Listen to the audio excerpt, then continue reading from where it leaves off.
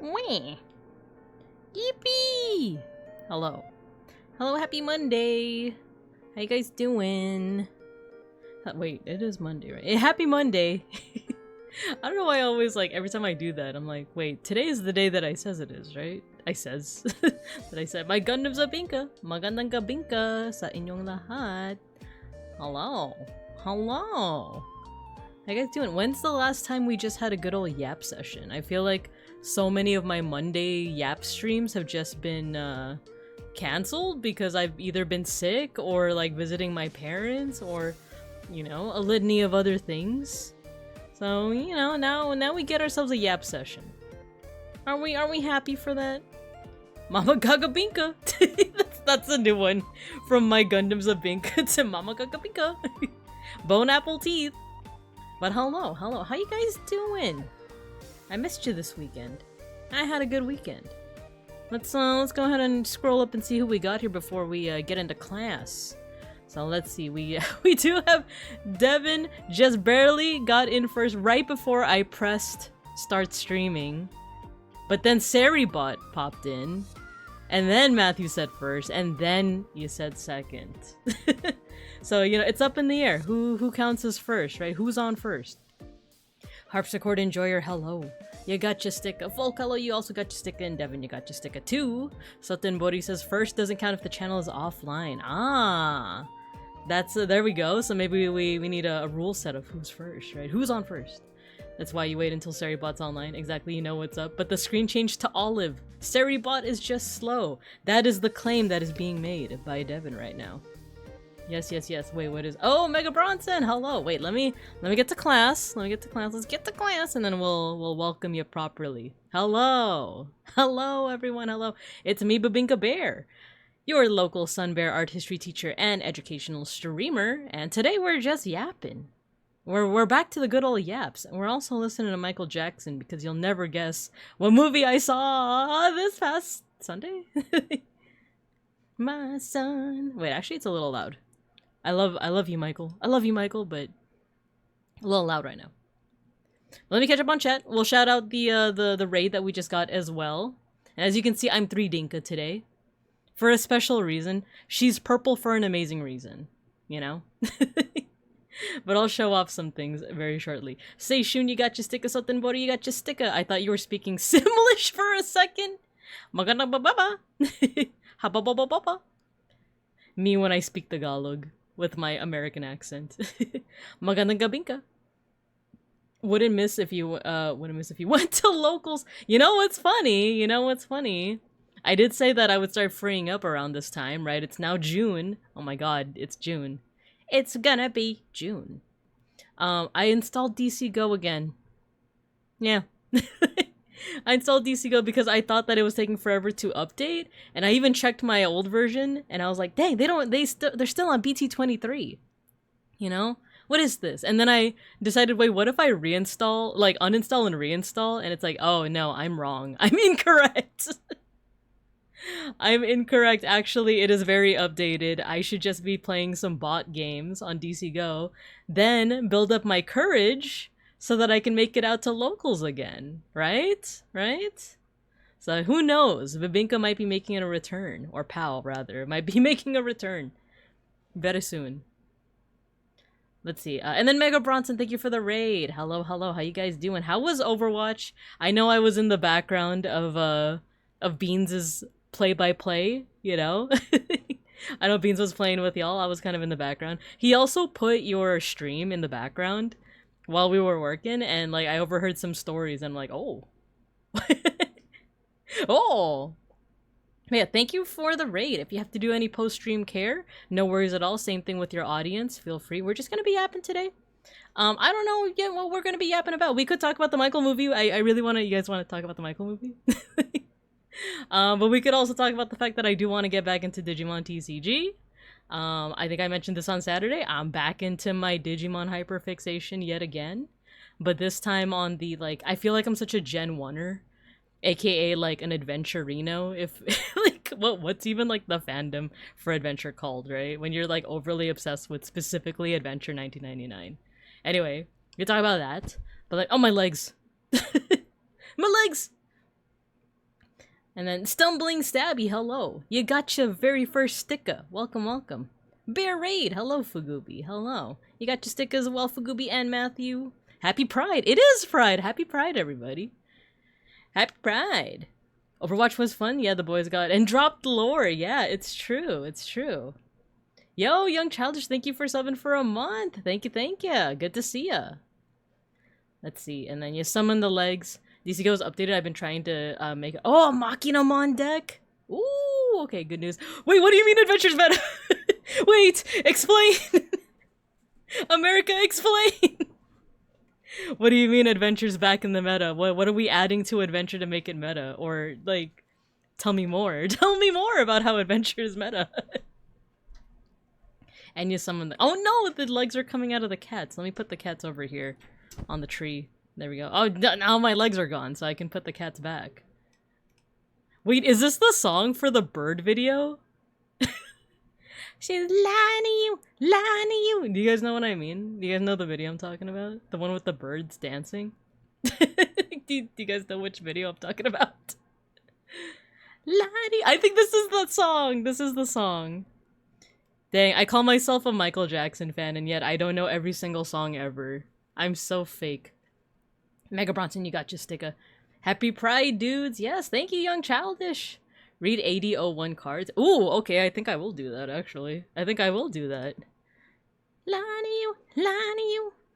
Digimon 8001. Advanced booster. Oh. Okay, well, we'll take a look at this. Let me catch up on chat, because I do see Araya. Hello, welcome to the class. Welcome, welcome. For those— you know what? Let me shout you out. Actually, Matthew, would you be able to shout out Araya VT? She's awesome. She's got a big event coming up, and I have the pleasure of being able to join in as an artist and being welcomed into a very cool community of Digimon fans. And that's also partially why I'm back into the Digimon hyperfixation. It's just been really nice. It's just been really nice to be among friends, you know? Like, I had this feeling when I went to locals for the first time, and I'm having it again now. It's fantastic. Happy Pride, y'all. Your model is so adorable. Hello, thank you, thank you, thank you. This is my 3D model. I have a live 2D one and a couple of PNGs, but I felt like being 3D today because the person who made this model— I guess I'll make this reveal right now. Let me unlock the layer with my model. Let me go out in front over here with my cool kicks. The person who made this model, if you guys don't know, is Gojikins. He's a regular here in the class. And he sent me an update to this model. He surprised me with it, actually, this morning. I didn't ask him to do anything. He gifted me this model, and then this morning he gave me an update. He said that he fixed some of the mouth shapes, and it does, in fact, look like that. But then he said there's also a secret toggle. You guys want to see? You guys want to check? I feel like the Digimon fans are also going to get a kick out of this. Check this out. I'm Bearmon. I'm Bearmon now. Look at that. Isn't that cool? I got the little belts and stuff. Isn't that adorable? Literally, this happened today. This morning, I woke up to this. I woke up like this. So yeah, we'll go ahead and put myself back behind my desk, behind my cats. But hello, and welcome, Maria. And once again, thank you for welcoming me into the event, the community. The Dancing Birds is basically long man. Hello, Sensei. Hello. Ohayo gozaimasu. Thank you, Matthew, for shouting out Araya. Thank you. Oh, you were playing Apex last time. Nice. Honored to have me. I'm just a humble teacher. I'm just a humble teacher that thinks too much about adventure, 1999, and ships, and sometimes the cards. Stumbling Stabby. Hello, welcome. Oh, and thank you, Matthew, for shouting out Gojikins as well. Taz Boreal, hello. Secret toggle, battle crackers, yes, a secret toggle. Look, I'm Bearmon. I just love the the hat that says bears on it. Isn't that cute? Wait, go back? Yeah, I could go back. You want to see my kicks, my belt buckles? I could also rotate. Shall I get rotated, as they say, as my dead grandpire says? Ready? Wait, get rotated, idiot. Get rotated. Don't stop till you get enough. She's even more bear than before. Yes. I've achieved peak bear. Can literally play a deck with 2 different Bearmon and still not at locals. I'm sorry. I've been busy. There you go. Oh, you need a screenshot as I'm rotating myself. I can imagine you trying to get like a screenshot and I'm like, look guys, look, I can rotate. Check this ish out. And Battle Crackers, you gotcha sticker. Bear's right on time for Pride. Exactly. Call me a bear and a bear ally. Wait, why did I say it like that? Why did I say it like Laszlo from, what's it called? What We Do in Shadows? New York City. You really are the most devious bastard in New York City. Well, this is how we talk in Tucson, Arizona. By the way, me and Beans finished that show, by the way. We finished What We Do in the Shadows. It's so good. It's so funny. Like, it's so funny. I was actually doing I usually do like a little monthly, like, look back at the month. I started doing this thing where I like write down like good things that happened throughout the day or in the day. You know, like 10 o'clock p.m. I have an alarm. And you gotta go, but good luck with the stream. You're cool. You're cool. You're cool. Thanks for hopping in, Araya. Thank you.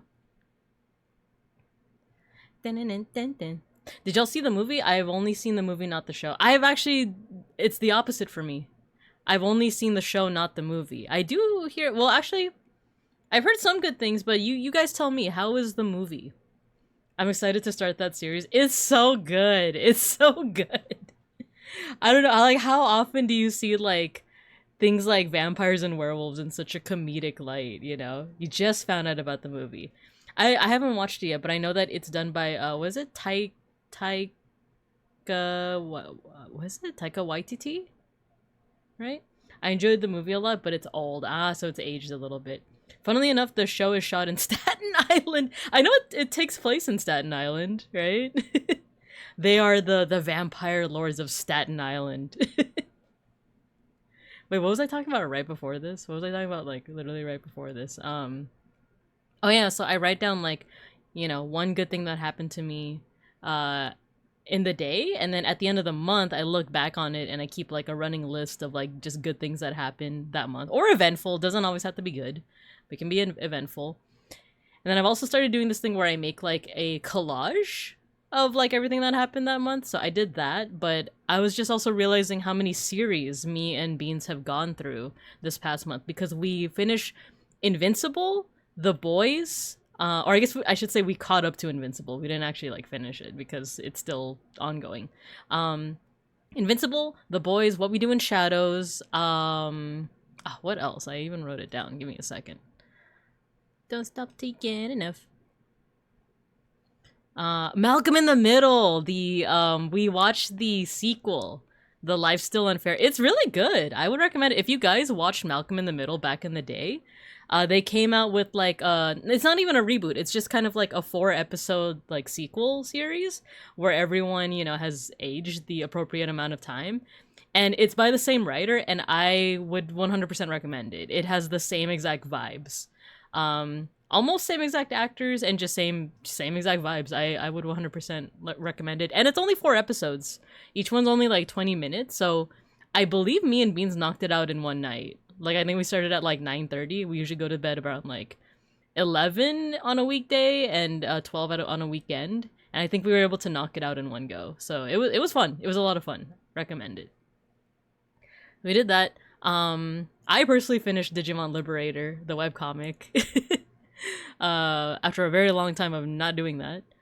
And then a couple nights ago we started Better Call Saul. I've actually never seen Better Call Saul. I watched Breaking Bad when it was coming out, but I've never watched Better Call Saul, and everyone tells me that it's banger. So we're only 2 episodes in, but, you know, interesting stuff, familiar faces. You know, I can't really form an opinion yet, but it's good stuff. It's good stuff. The movie is in New Zealand, because I think a lot of the characters are Kiwi, right? I mean, no, not characters. I'm thinking about the boys. The actors are Kiwi, but I know Taika Waititi is a Kiwi, right? Good to know. I wondered if the sequel was good. Yeah, it's definitely good, and it's pretty easy to breeze through. Yeah, 23 minutes per episode, 4 episodes total. Pretty good. There's a sequel, man. I gotta start that show. Yeah, if you did you by any chance watch the original series back in the 2000s? Because that one was also like pretty good, but it's very of its time. It has that like grungy, like nothing is sacred type of like humor and like vibes. So I do like it. Yeah, so Dewey's actor is I think the sole actor from the original series that did not return, but it's mostly because the actor just is not in showbiz anymore. So Dewey's actor was asked but said no, and everyone is okay with that because he's busy working on his PhD in literature or something. Yeah, see, so that makes sense. And the actor they did get for Dewey looks a lot like him, and in my opinion, like did a great job acting. So yeah, all around great job, And I kind of like that all the actors kind of like respected the actors. I think his name is like Per Sullivan or something like that. I like that they respected his decision. Still need to finish Liberator. I did this, okay, so I made it a little harder on myself, but because I really wanted to like make sure everything was chronological, and I basically made a running list of when, because I was reading the comic alongside the web novel, in unison with each other. Not at the same exact time, but you know what I mean? Like, but I went back and looked at the release order for both.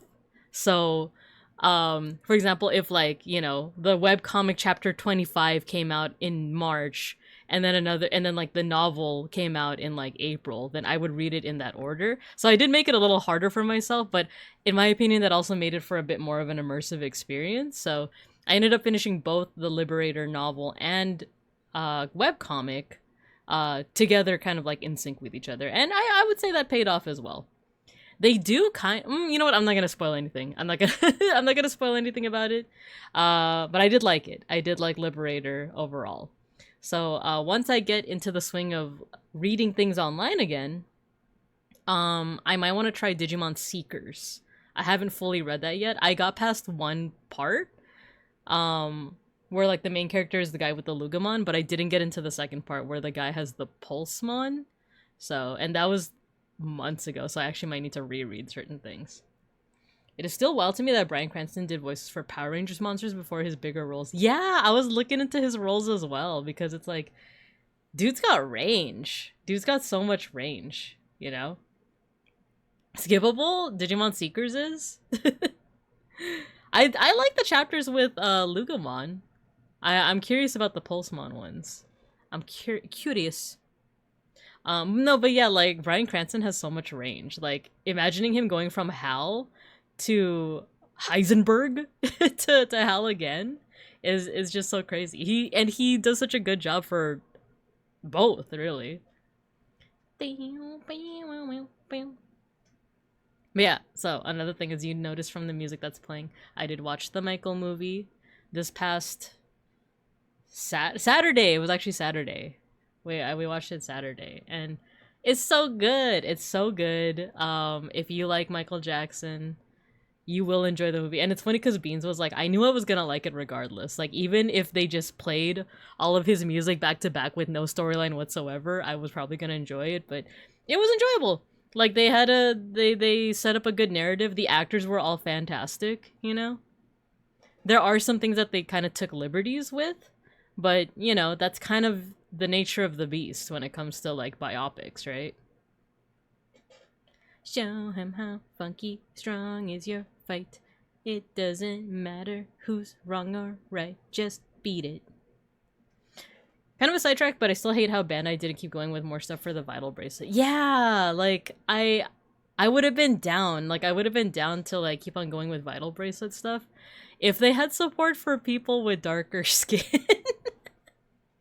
Because that was the big thing that kept me from buying it. Was this like, I kept hearing that like it doesn't work well if you have darker skin, which is like, that's insane. That's crazy, And how like there's a workaround. People were saying that like, oh, there is a workaround. You just have to put like a tissue paper on your wrist. And it's like, I'm not gonna put a tissue paper every single time that I'm gonna wear this thing,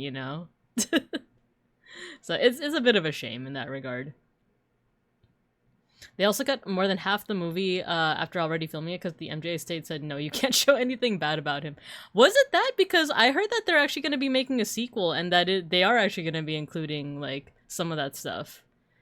Because, like, if they already filmed it, that means that, like, you know, at one point they did get permission from it because isn't his son Prince one of the executive producers? Like, apparently, especially considering that Michael Jackson's family, yeah, supported the film, except for Janet, by the way.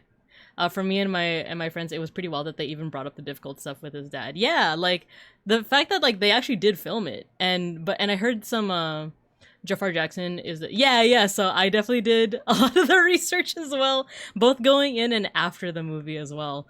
I was all up on and when I say research, what I mean is I went on the TV Tropes page.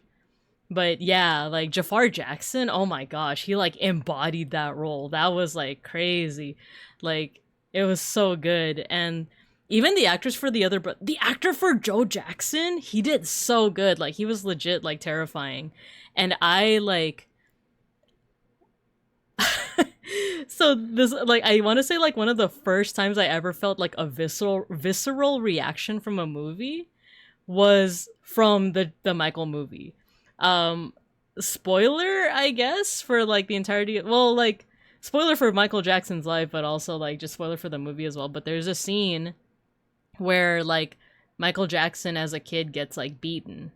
And it's harsh, dude. It's, like, that's the first time I felt, like, some kind of visceral reaction, because the actor also does, like, an amazing job. Like, the child actor for young Michael Jackson, he does, like, an amazing job. But I just remember being like, ugh. Like, I was emotional. So, but yeah, like, all the actors, amazing work. So, and apparently, yeah, so from what I read on the TV Tropes, they were actually going to make a plot point out of, like, the first accusations that Michael Jackson had received. But they ultimately, like, cut it out.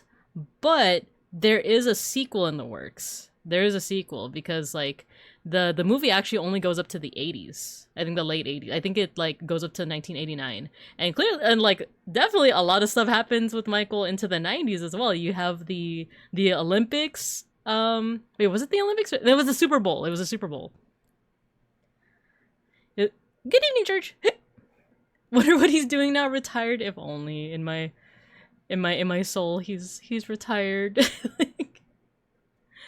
But yeah, oh my god, I don't think I told this. I think you guys should know by now that I am definitely, like, a Michael Jackson supporter. I love the guy. I love him. And the allegations, don't believe the allegations. The people even came out and, like, admitted that it was fake as heck. So, you know what side I'm on. The movie only covers half of his career at that point. Exactly. I love Michael Jackson.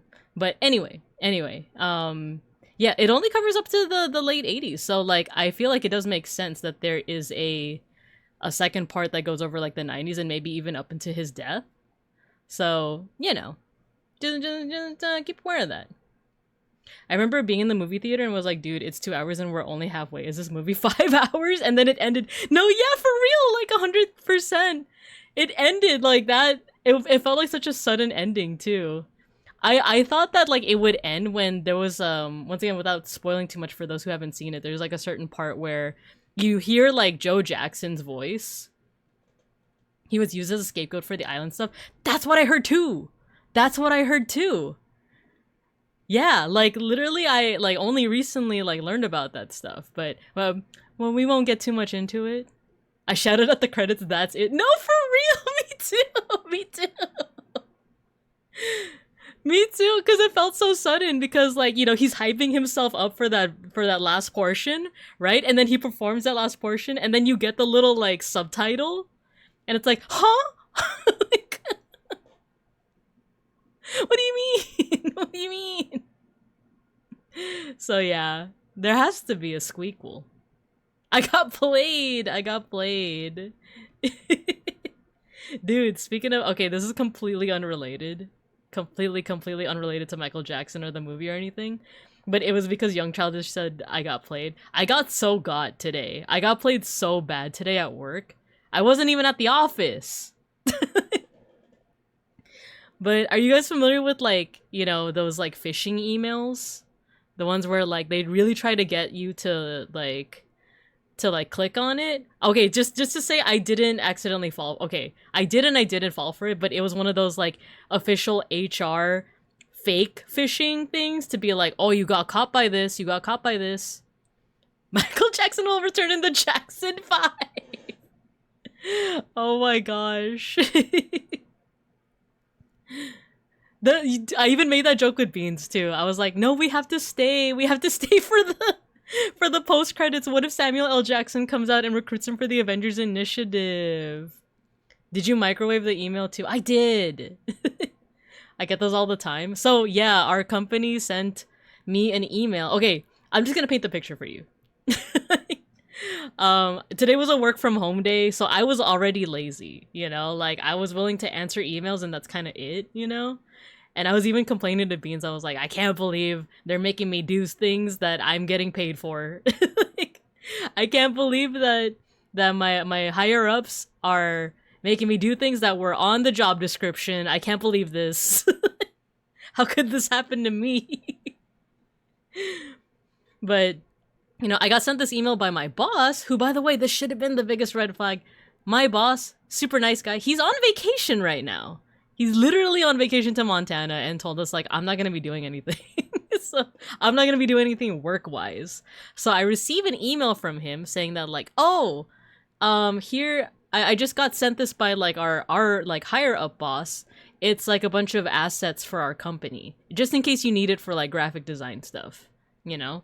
However, one thing... So I clicked the link. I clicked the link, and then I got sent to a page that was like, you just fell for a fake scam. Wait, I actually screenshotted it and I sent it to my boss. let me get it. It was, oops, you clicked on a simulated phishing test. You clicked on a simulated phishing test.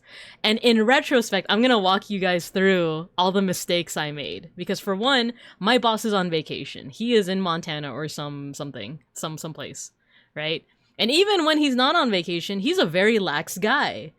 On the work from home days, like, we almost never talk because I think we're both on the same page of like it's a work from home day. we're not gonna bug each other unless it's like really you know, pressing, you know, like we usually don't bug each other on work from home days. And then another thing is like, I would believe it. It actually was believable in that, like, oh, if our higher up boss sent it to him, and he knows that I'm usually the person that does like graphics and stuff for our program, and I do like promotion and stuff for our program, then yeah, it makes sense to send me those assets, right? But it's also like, why would he have access to that? And then another big giveaway is, I actually go by a nickname IRL. I'm not gonna say what that nickname is, but just for example's sake, let's say that my full name is Babinka and my nickname is Binka, right? He sent me this email. He calls me Binka. He calls me by my nickname. In the email, it says, "Hello, Babinka. Here are the assets." That should have been the biggest tip-off, because he does not call me by my real name. He doesn't call me by my real name. Whenever I see someone call me by my real name, it's like, oh, you were either a teacher of mine from like elementary or middle school, or like you don't know who I am, basically. So that should have been the biggest tip-off, and yet I clicked on it anyway. Just because I was like, okay, cool, I'm being sent some assets, cool. So I got real good, and then I screenshotted the whole thing. I screenshotted the email, and the, oops, you clicked on the simulated phishing test, and I even sent it to my boss. And I was like, I know you're on vacation right now, but check this ish out. My work doing those, you get sent to cybersecurity training jail. The thing is, like, we already did that too. I even did a training already on that stuff.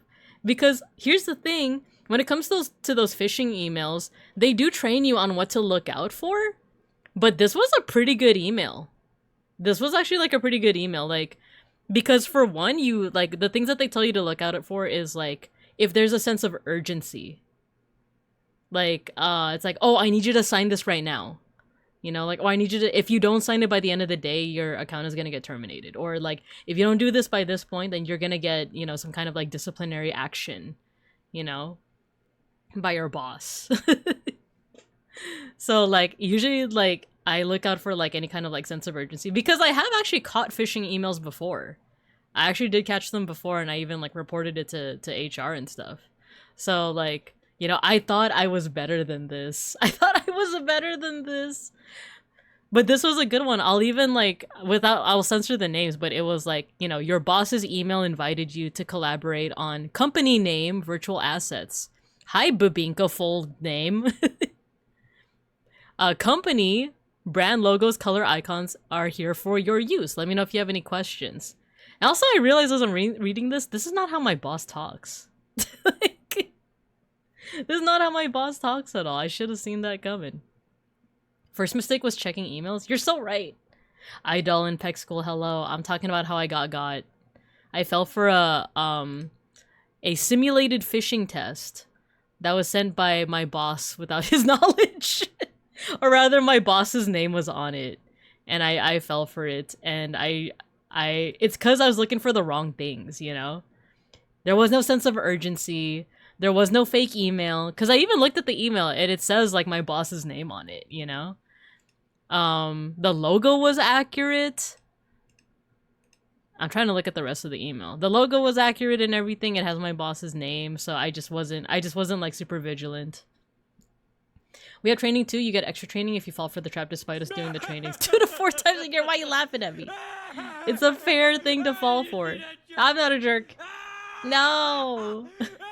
But yeah, my first mistake was in fact checking the emails. I got fish. Laugh at her, she got binked. I got freaking binked. Thanks for the big emote. So yeah, that was today. I got freaking got. Sent it to not only my boss, but also like some of my colleagues. And I was like, oh, watch out, you guys. Watch out. You're laughing at me. You're... I'm over here lamenting my lack of vigilance in phishing emails, and you're laughing at me. How can you even fall for something? You're so close to the ground already! Oh my gosh. I need that spray bottle redeem now. Also, I'm pinning that. Anyway. Being gaboozled. It's true. You're lamenting and we're lamowing. Here I am lamenting and you're here lamowing. How bear you? That's all I have to ask. How bear you? But yeah, I might get extra training. Who knows? But a part of me wonders like who else is gonna fall for this, you know? Is it me? Is it me? This experience is very educational. Don't get fish. Exactly. Even when you get an email that looks like it's legit, double check, triple check even, you know? Because like I said, I was looking out for the sense of urgency. There was no sense of urgency. It was like, oh, look at these assets.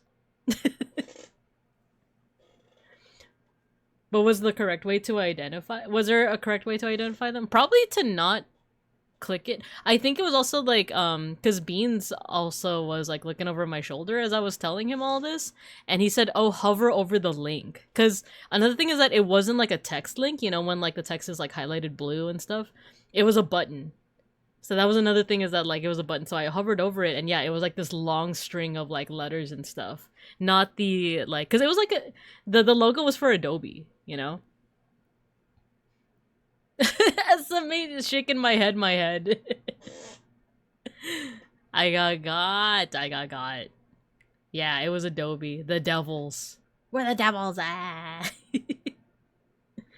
Really care about. All I want to say is that they don't really care about us. But yeah, so that's not only my experience with watching the Michael Jackson movie. That was my work experience. Shaking my bear. No, don't shake me. Don't shake the bear. I'm gonna vomit. Don't do it. Why would you do such a thing? But alright, so what now? Should we could... I do want to check out the set that Devin told me to check out, but we could also do some time guesser real quick. Let's do that. Hey, what are you doing? Why are you shrinking me? Why would you shrink the Bink? Why would you bite the Diesel? Did you guys ever see that skit? One where Vin Diesel gets bit by a radioactive Osama bin Laden? Read the cards, gun emoji? Fine. There's no redeem to shake the bink. Haven't dipped your bare toe into Gundam TCG? No, I haven't. Not yet, at least. Oh, but George, I did see the Hathaway movie. Wait, what did... Have you seen it? And what did you think about it? Before I say anything, what did you think about it? Because I don't want to be like, oh yeah, this movie was great, and you, like, your first comment is like, I hated it. Or vice versa, where it's like, I didn't like it. I'll watch the Hathaway movie when I feel like I need a nap. Okay, I feel justified then. I feel justified. 80% of it, I thought was pretty boring. But that last 20%, amazing. Incredible math, you know. Loved it. But I also couldn't see Ish, Captain. I couldn't see Ish. But anyway, read the cards. Let's read the cards. Okay, so this is AD Advanced Booster. This came out in March. Key features from this set. A massive reprint lineup of cards that has excelled in past metas. Alright, so you got your Omnimon, your Pyodramon, your Shine Greymon, Alphamon, or Yuken. I do have one of those. Your tie. Ooh, I could get myself another tie. Happy Pride Month, Charmer. OTP! Gundam is made for everyone, but can we stop making them boring? I mean, that's what I'm saying. But also, like, Beans liked it, but then he also said that he wanted to read the light novel to see, like, how close the adaptation was. But yeah. Okay, Blue Memory Boost X Anybody Protoform, Hero Amanakawa. 25 new cards are making their debut to strengthen existing decks. Okay, we got Omnimon. Oh, Adventure. Okay. Let's see. Raid Blocker Partition. Return all of your opponent's Digimon with as many or fewer Digivolution cards as the Digimon to the bottom of the deck. Then delete one of your opponent's Digimon. When any of your opponent's Digimon leave the battle area, trash one of their option cards in the battle area and trash their top security card. This is FU the card. Like, look at the set, not the products page. Okay. Well, what if I want to? What if I want to look at all this? Wait, this is cute. It's from the movie. Or it's in the style of the movie. This too. Oh, a lot of these are like from the style of the movie. Adventure deck. Key cards. Ooh, Madden, TK, Izzy, and Tai. Is this is different from the one that we already have, right? Oh yeah, because the other one is like... Wait. Actually, isn't this the same? Wait. Is this not the same? No, it's not. Okay. Gain 1 memory. When any of your other adventure trait Digimon or Tamers are played, by suspending this Tamer, one of your Digimon may Digivolve. Oh! Digivolve. For in the hand, for every 2 of your Tamer colors reduces. Ooh, okay. Are these future products or just alt arts? These are new. Gojikins, hello. As you can see, I'm enjoying the new update to my 3D model. Thank you so much. I'm Bearmon. That's awesome. Thank you. I'm enjoying it a lot. Dun, dun, dun, dun, dun, dun, dun. Glad you like. Of course. I definitely like. Thank you.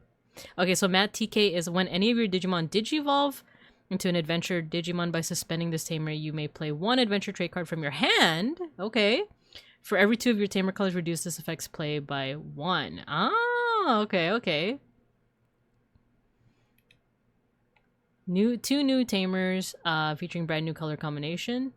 Oh, wait, that's right. It is a new color combination. Mana TK react to your Digimon Digivolving, allowing you to play a Digimon or Tamer. Ooh! Meanwhile, Izzy and Tai trigger when one of your Digimon or Tamers enters play, accelerating your Digivolution. These cards like Birdramon and Adramon to chain multiple plays and Digivolutions together, then quickly climb to level 6 and even set up a DNA Digivolve into Omnimon. So this one is new too. This one's just FU the card. This is an adventure deck you can build using the cards included in the set alone. It supports your plays and Digivolutions to your Tamers and aim for DNA Digivolve into Omnimon. Once total colors of your tamers reach 3 or more, effects that accelerate Digivolution, such as Birdramon, become available. Use them to Digivolve to level 5 and apply pressure with strong ultimate level effects. Ooh, okay, okay. Up until now, Adventure's deck's game plan mainly relied on attacking with level 5s using Alliance, but the newly added Tamers allow you to Digivolve when something enters play, and play something when a Digivolution happens. Because these triggers feed into each other, it's now much easier to chain multiple plays and Digivolutions together, end up with 2 level 6 Digimon at once. From there, DNA Digivolve to go for the finish. Okay, okay. This is doable. This is doable. Oh, but you do need 3 of the ties. I only have 1. I only have 1, though. Ghosty, hello. Hello, hello. Okay, we also have Emperor Greymon, Magna Garurumon, Royal Knights, Imperial Dramon, Shine Greymon, Gallantmon. It's okay. This is the bad version, so there's better ones, is what you're telling me. There's better ones. Wait, let me look at the, I'm just looking at the Discord with the deck building threads. I just saw the one that says Glowing Dawn, but I'm bad at the game. An essay. Don't listen to Bandai, they can't deck build. I like that they at least have kind of like a base version that you could like build off on, you know? Rizako, hello. Hello, hello. You just bought a candy necklace that's that one baby Digimon that looks like melted with antennas, but it's smoking a cigarette. I hate to say this, but it's one of those moments where it's like, do you know how little that narrows it down?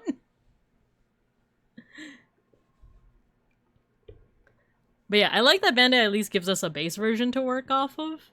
But cool, alright, knowing that Adventure's back in the game. Don't listen to the Discord, they can't deck a build! Alright, I'll just experiment then. I think DC Go is updated up to 80.01, right? But I was also hoping to look at the BT25 stuff as well. Because there's a Baramon deck now. It looks like a ghost but with menacing teeth. Are you talking about Bakemon? Bakemon, lose your power. Bakemon. You talking about this one? Don't listen to a Digimon player, they can't deck build. No, you're thinking about reading. Like, just like with the Yu-Gi-Oh players. What are the good cards? Tell me the good cards. While I do Time Guesser. A ghost mention. Ghost like it's a solid ghost like a slime? It could be... There is Ghostmon, which is this one. But it also has a baby version. No, there's another baby version. There's another ghost baby version.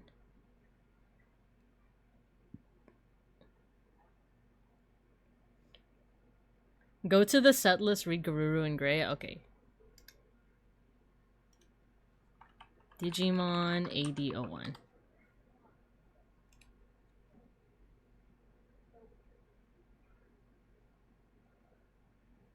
Read Garuru in gray. It's solid white and got the mouth, but it's not that one that turns into Agumon. Yukimi Botamon? If it's solid white... You might just need to send a picture in the Discord. You might just need to send a picture in the Discord. This one? That's the only one that I can think of that's like pure white. Okie dokie. Let's see. So you said... Read Garuru and Gray. Like plain Garurumon and Greymon?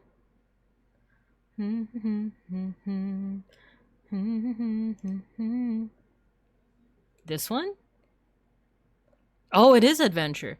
You may return 1 card with Greymon, Garurumon, or Omnimon in its name from trash to the hand. Okay. On play when Digivolving. Alterns when Digimon or Tamers are played or Digivolve. If any of them have Garurumon or Tai Kamiya in their names, this Digimon may Digivolve into a Digimon card with Greymon in the hand without paying the cost. And it has Raid?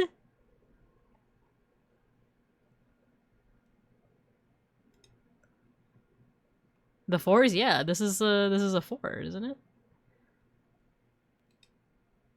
Oh, that's what you meant. Yeah, like the Garurumon and the Greymon. Let's see the Garurumon. Is it the same thing?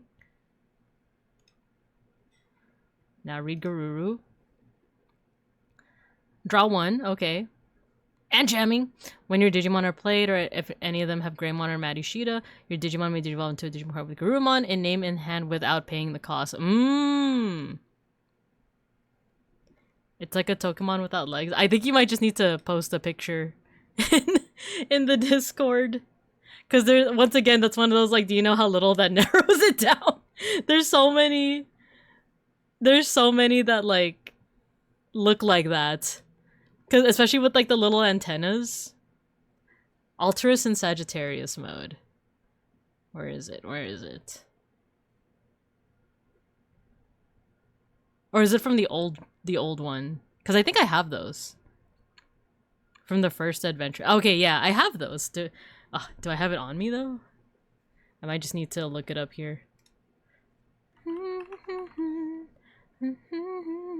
What do you mean, no result? Alterus?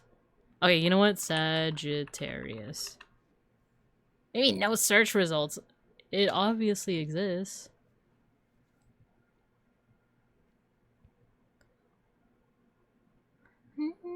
Is it EX9? This one, right? Because this one's adventure. I don't know how to spell. No, I think you spelled Alterus, right? Sagittarius is a tricky one. Speaking as a Sagittarius, it's a tricky one. When any of your Digimon or Tamers may Digivolve into a Greymon, this. Ooh, okay. Oh, so it's the same, isn't it?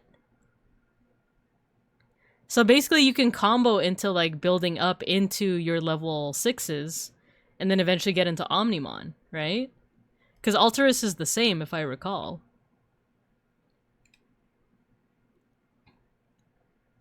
Can you do that all with, oh my god, you could do that all within, like, one go. So you raise a weight! And then you have play the opposite rookie.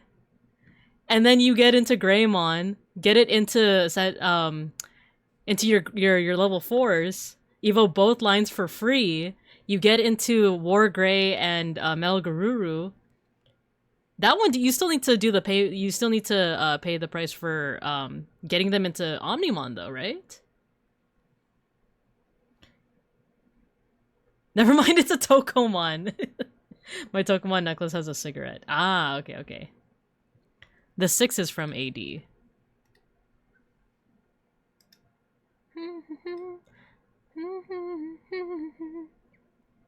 There's War Greymon. Wait, there's 2 War Greymon. Oh, no, I think that's just an alt art. And then Metal Garurumon. Are these new? Ooh! These are new. Delete one of your opponent's Digimon with as much or less DP as this Digimon. Okay, already good start so far. This Digimon gets plus 1000 DP for each of your tamer colors and gains security plus 1 for every 3 such colors. End of turn, your Digimon may attack. When attacking, delete. Ooh, okay. Delete one of your opponent's Digimon with as much or less DP as this Digimon with Greymon or Omnimon in its name. Not the movie ones? Oh, Crescent Blitz. Oh, but they look so cool. They look so cool. Okay, let's get Blitz and Cress.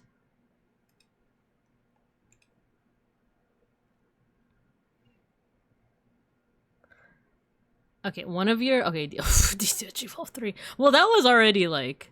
I think that's already part of, like, the DM set, right?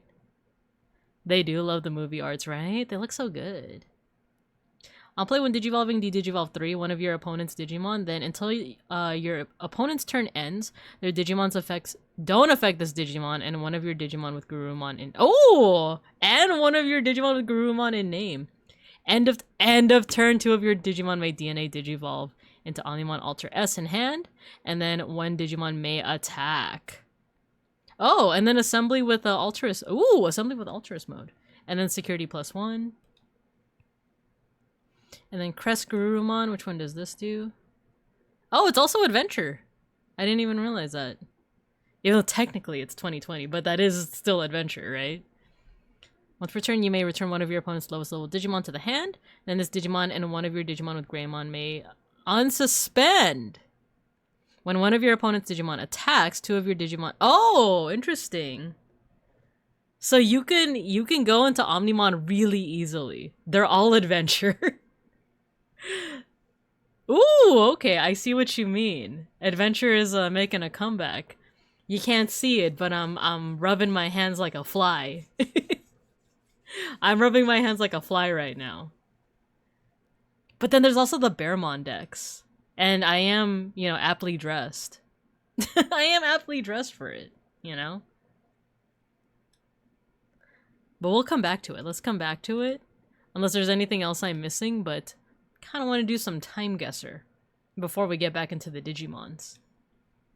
Let's do it. Let's do it. Because it don't matter if you're black or white. Bearmon deck super... Oh, you're speaking my language. Like, I love me budget. Okay, let's see this one. We have some vertical grills on here, and your cars that kind of look like the... So I'm thinking this might be late 30s, early 40s. Let me check my car sketches.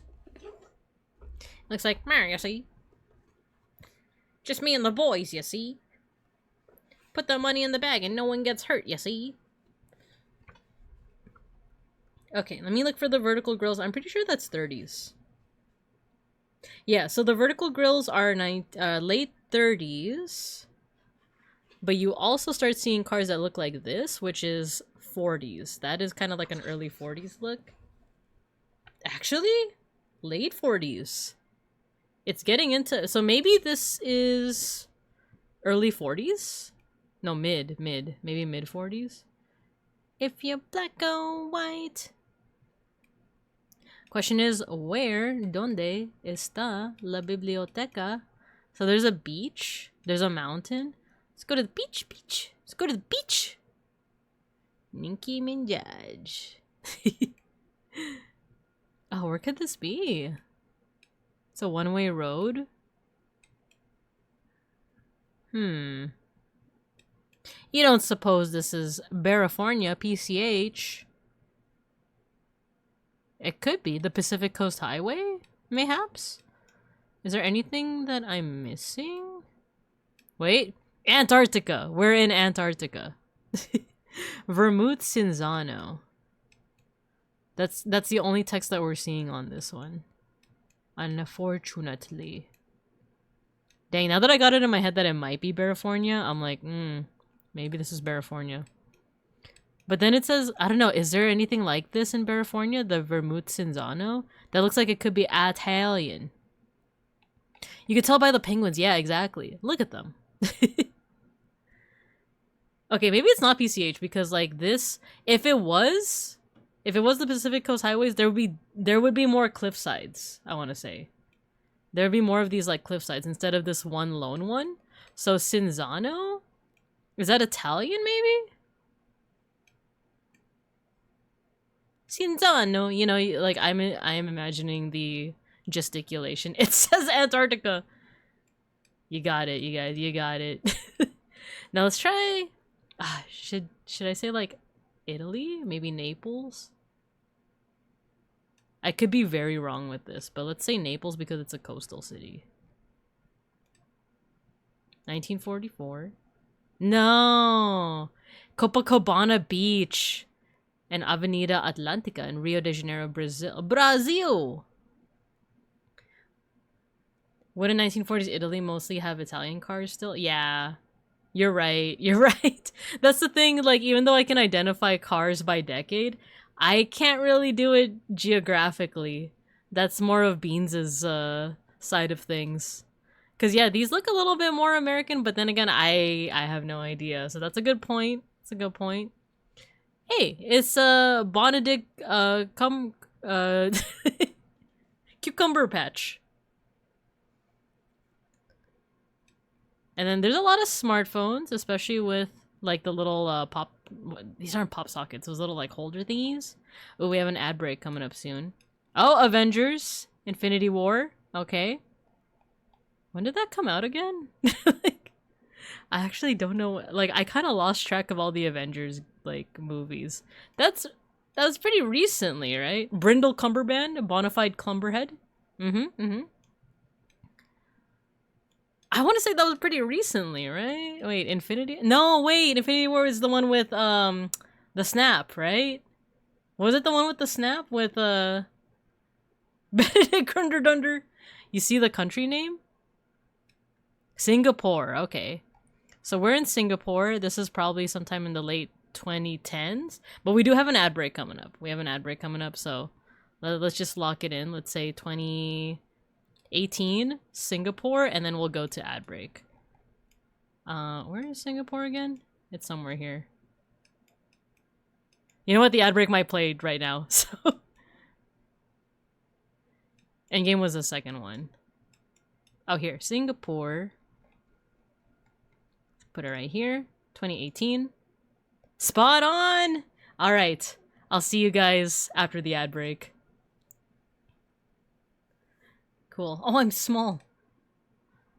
She's tiny. True to life. There we go.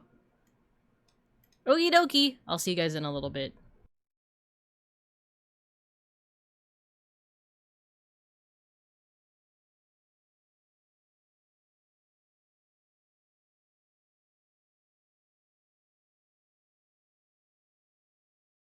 Okay, you got me there. You got me there!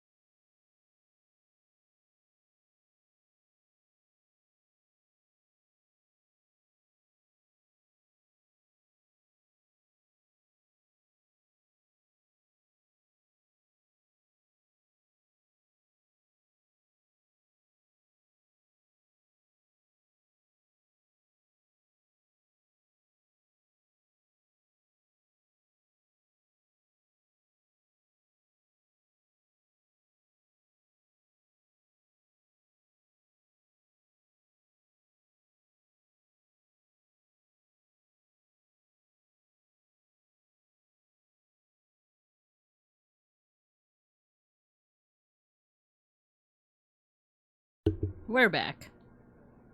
We're so back. Let's get back to it. But yeah, we kind of clenched it. We did, in fact, get 2018. It was pre-COVID. And, oh, why am I large now? I'm large. It feels wrong. It feels wrong. There you go. Cool. Brindle Crumble Patch. Okay. Oh, wait. Didn't we get this before? I feel like... Don't tell me we've played so much Time Guesser that we're starting to cycle through some old ones. Something about this feels familiar. We got horses. We got horses. We got horses. Luminous Bard, hello. I was lurking in your karaoke stream a little bit earlier. Hello. Nice to meet you through the Digimon community. How you doing? Welcome to class. Right now we're playing Time Guesser.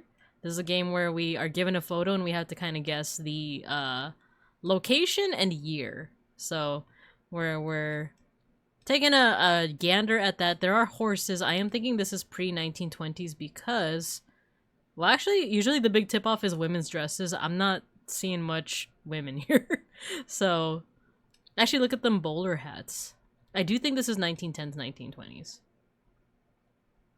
Being too tall felt wrong? Yeah, it feels weird. I don't know how you freaks do it. No, I'm just kidding. I'm just kidding. But yeah, it feels odd to me. Is it true for you tall people out there that tall people are more likely to be afraid of heights? I know two people that are very tall. They're a good like foot over me. And they both happen to have a fear of heights. Is that a tall person thing? Because you're already so high up that anything higher than that is scary, you know? I'm just going off of what I know. You're good. Nice to meet you. Nice to meet you too. Yeah, feel free to pull up a seat. Have a good one, you know?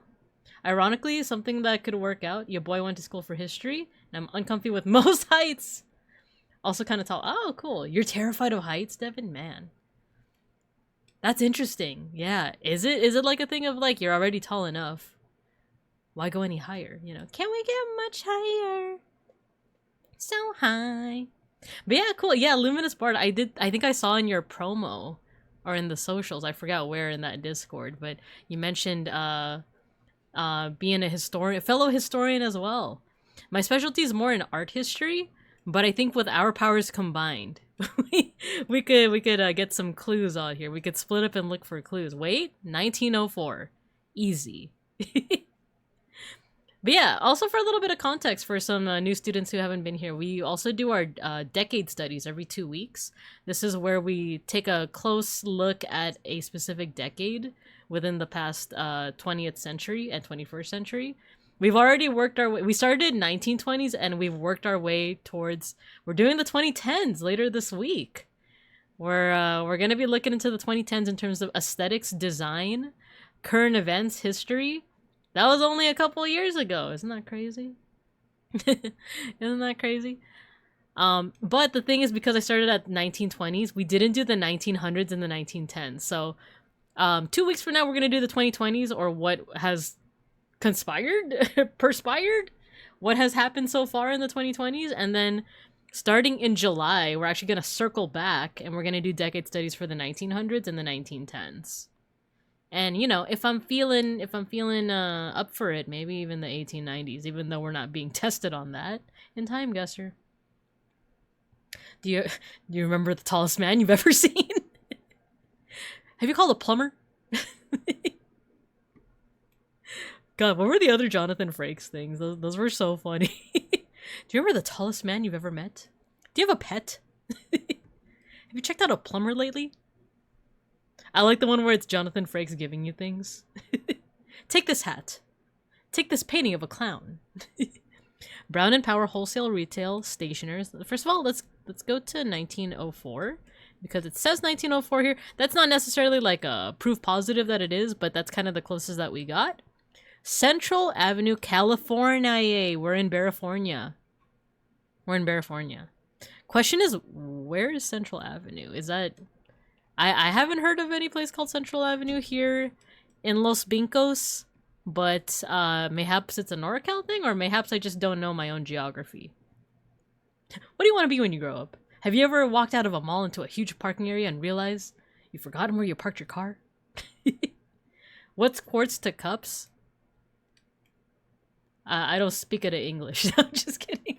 I actually don't know. I feel like when it comes to like liquid measurements, I actually have no idea. The closest that I can tell you imperial wise is the 12 inches to a foot, you know? 4 cups to a quart. There you go. Luminous Bard knows the answer. So we have the 1900s. Oh, they look so dapper too. Continental Building Association of California. So we're definitely in California. Like I said, the main thing is, are we in SoCal or... Wait, that... Something about that... Well, the thing is, Los Vincos has those hills as well. But I feel like this is more San Fran, right? I don't know, something about this feels kind of San Fran, especially because I don't think there's a Central Avenue in Los Vincos. Duckenfield, also Flaw, Maine. Wait, now this says Australia. Are we getting debated? Are we getting Jiboon Woad? Well, we have 2 things so far that say California, and I feel like the one on the trolley is kind of like a big giveaway, right? Mayhaps this is just people from Australia, you know? Let's do San Fran. Let's do San Fran 1904 and see what happens. Make a guess? It was 1905, and it is San Fran. A street scene in old San Francisco captured about 14 months before the devastating 1906 earthquake and fire that destroyed much of the city. Ooh, scary. The Continental, is this John Wick? Ooh, Beans loves John Wick. I do too, but I think Beans has said that that's one of his favorite movies. And I do too. It's a good story. The action scenes are insane in the membrane. Reporter voice. Ma'am, a moment of your time. What do you think of the people in the year 2100 will be doing for recreation on a Sunday afternoon? I look at that slope and I go, yeah, that's SF.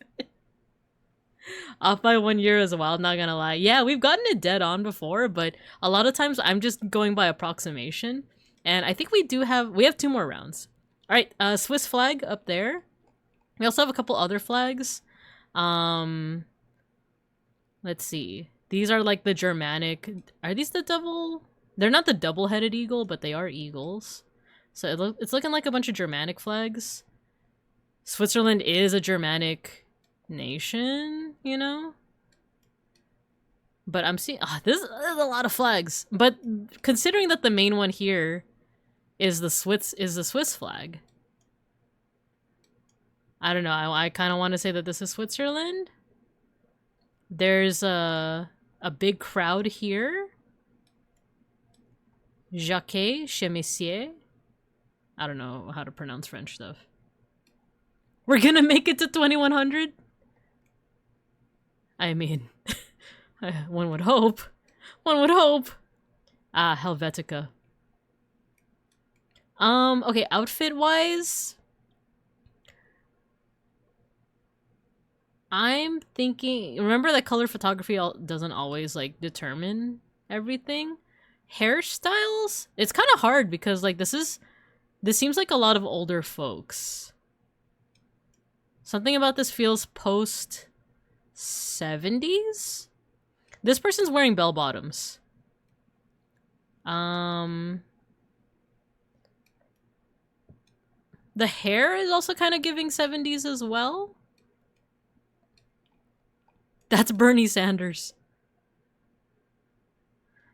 I would like to capital B believe in a solar punk utopia. Man, I was promised a zombie apocalypse in the 2010s. One could only hope. Are there any dates here? First of all, let's go ahead and put this over at Switzerland. Mayhaps Zurich. Carouge Atelier. Like Witch Hat Atelier? Which I haven't watched yet, but everyone says I should. I want to take a gamble. Okay, so the thing is, I'm going off of one person that has what looks like bell bottoms, but I'm not seeing much else in terms of those pants. So what if we say mid-70s? This could be the 60s as well, is the thing, right? Let's say 75 Switzerland. 3 years off. And this is Geneva, Switzerland. So it is Switzerland, but the wrong end. We were in Zurich. We should have went to Geneva. And it's just a street scene. I thought there would be some explanation as to why there was a crowd there, but maybe there's just regularly crowds in this part of Switzerland. I was promised a Maya apocalypse in the 2010. It's not an apocalypse. It's the change over to the new Baktun. Or sorry, I didn't pronounce it right. Baktun. Now, the Aztec apocalypse is what you're actually looking for. No, I'm just kidding. I'm just kidding. But it's funny because I have a lot of colleagues that study Maya history, so a lot of them were actually, you know, they're doing that where it's like, actually it's a switch over to a new Baktun. Not always apocalyptic. That's not what Fox News says. The Fox would never lie though.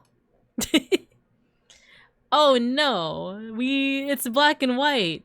How many flags? Actually, Estonia? That looks like the Estonian flag, but I'm not 100% sure because of the lack of color, but I do know that it's light blue, black, and white, right? I don't know, are there any other flags that... There are a lot of tricolor flags that are horizontal, but like, the black in the middle is kind of like making me think like Estonia? You know? Let's look at the hair. 78 was the last one, right? So it's probably not... Usually each round is a different decade. So I feel like this could be... The hair... It's looking a little Farrah Fawcett-y, you know? Maybe this is 60s?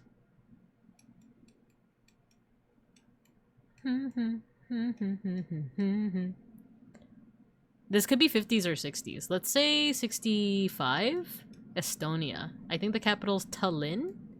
Yeah, Tallinn. Tallinn, Estonia, 1965?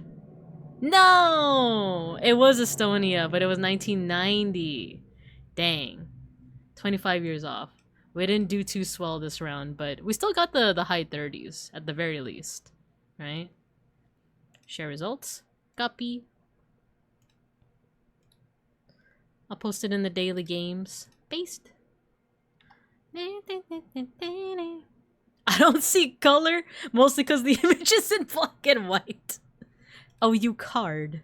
What does the fox say? The chemicals are turning the frogs gay. Happy Pride, folks. But alright, we didn't do too bad. We got really close on some of them, and then really far on others. I think that last one is probably the worst. And that first one as well, because we just straight up had the wrong location. But that's okay. Oh, can we look at the breakdown? Breakdown. Yeah, that one, completely wrong location. The rest we were like pretty close. But also, to be fair, this one had like the year and the location on there. And then I am proud that we did at least get the right location for this one, but it was more so the time. Gotta be starting something. Also, when's the last time we played Food Guesser? Are you guys hungry? Ooh, okay.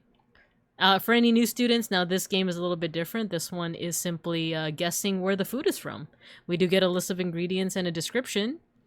Right away, this is kind of looking East Asian, but let's see. Garlic, chives, pork, bean sprouts, garlic, soy sauce, oyster sauce, sake, sesame oil, salt, pepper, onion, bell pepper, cabbage, eggs. This feels very East Asian. The sake means that it could be Japanese, but everything else feels Chinese, like Szechuan style. Even the plate also has Chinese figures in it, and like the dragon too, right? Thinly sliced liver stir-fried with crunchy bean sprouts, garlic, chives, onions, and sometimes bell peppers. Let's just try China. We're warm! Huh? I was so confident. Yeah, maybe it is. Maybe it is Japanese. Moyoshi? Oyster sauce and sesame oil? That really does isolate it. I'm used to oyster sauce in Filipino cuisine too, so I'm like, let's try Japan. Correct! Reba nira itame. Nira reba. Comes from reba nira garlic chives. Ah, okay.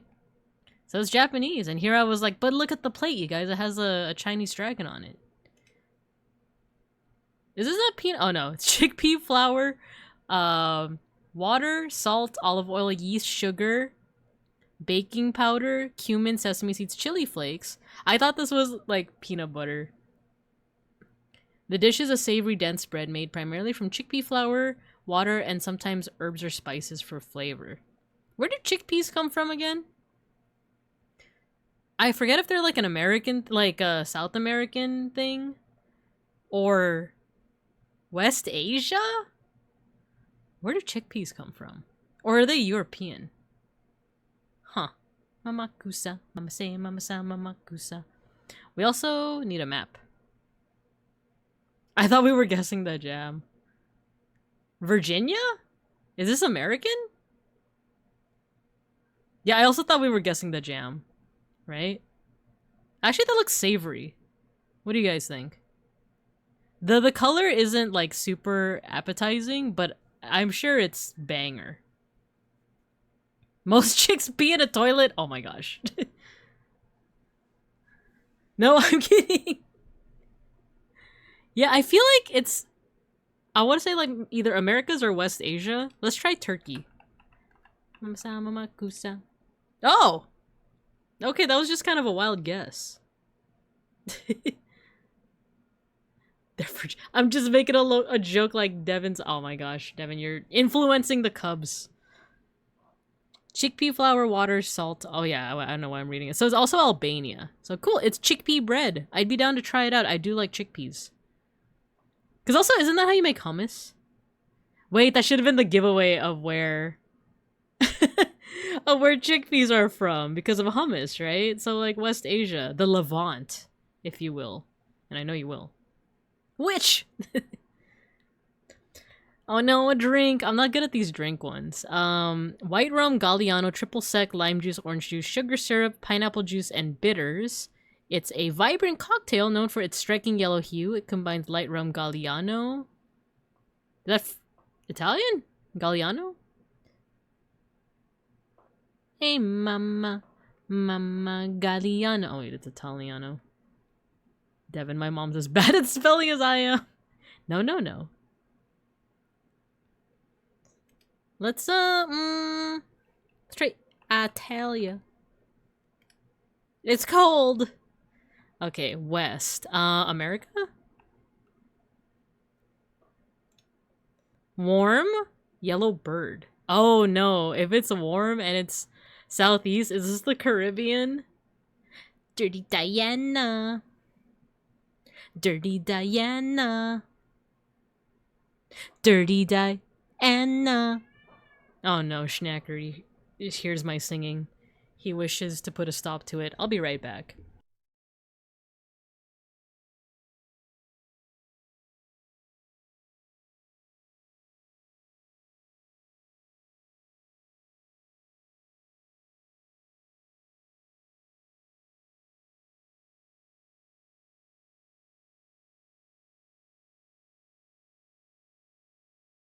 Okay, I'm back. And Schnackery's here too, so you might hear him.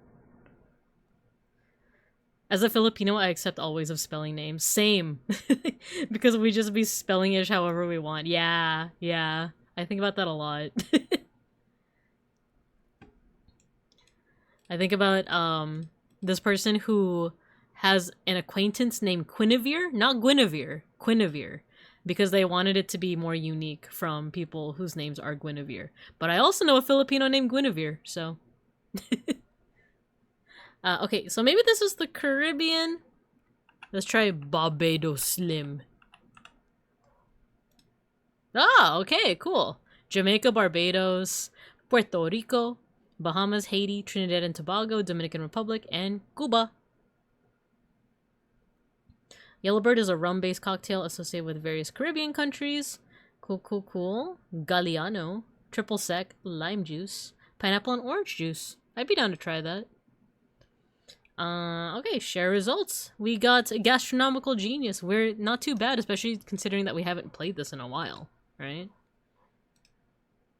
Okie dokie. We did our dailies. We did good. Shall we return to Digimon cards? Shall we return? I never cared about how my name was spelled except at school when we'd have a sub or new teacher. They'd take a roll out loud and say Devon. Look at the kids and wait until me, the scrawniest white boy in the back, would raise his hand and say Devin.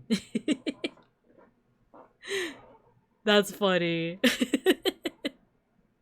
It reminds me of the, was it Jay Quellen? Jay Quellen? Hey, Ron? Dirty Diana. I need you to go to Oshag Hennessy's office.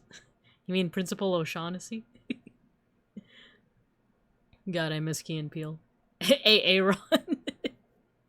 What were the other ones? It was like Jake Quellen, A.A. Ron, Oshag Hennessy. Let's see, there's 81, but I also haven't... Is this one worth it? Is Dawn of Liberator worth it? I was kind of hoping to just look at this one. BT25. I know not everyone's going to be interested in me looking at Digimon cards, but it's got pretty pictures. Take a look at this. Just take a look at this. Tokomon. Oh, wait, that's so cute. It's with a Nyaromon. Once per turn. Oh, actually, when did they start not showing the baby forms? If Digimon has a TS trait, draw one. Oh, yeah, I want to check out the TS ones. The Time Stranger ones. Wait, no, stop. Dirty Diana. Sample text. No, it's not sample text, it just says sample. Is there a way to make this bigger so that you guys can see the cool art? Kinda.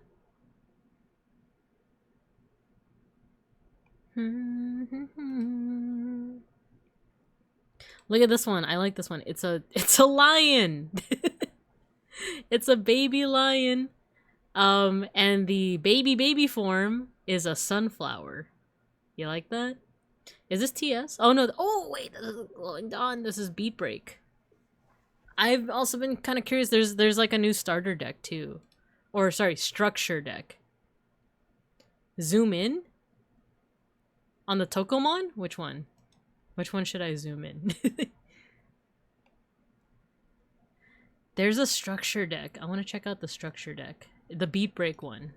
Beat Break. Beat Break. TCG. Starter deck? Oh, it's literally just a starter deck. Just on the zoom in binka. Zoom in on me? Zoom in. Ah! We did the same thing! We did the same thing! Same brain cell! B-Break is very pushed, it's strong. 64 slices of American cheese. Give it to me. No, not on the forehead! In the... I want to eat it! It's actually been a minute since I've had American cheese. We bought some one time, like, I want to say a couple months ago, and I just kept on taking nibbles out of the cheese. And Beans, like, stopped buying it for me because I would always make the joke of having 64 slices of American cheese. And in the end, I think I deserve that. No, not on the forehead, I want to... Oh, shut up! So what were we saying? Beat Break is very push, it's strong. Need the new URs from the set though. Oh, okay. And I do like the Beat Break anime. Let's see what we got here though. Yeah, let's zoom in. Zoom in. Enhance. Exit out of here. Kekomon! Kekomon becomes Geckomon, you guys. Why are you shrinking me? I'm already small.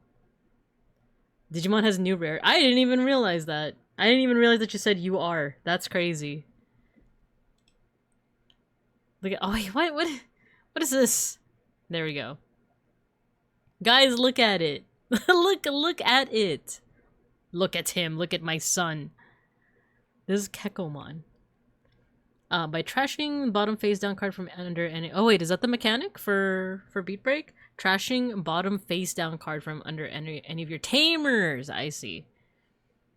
This Digimon may digivolve into a glowing Dawn Trade Digimon card in the hand with the cost reduced by 2.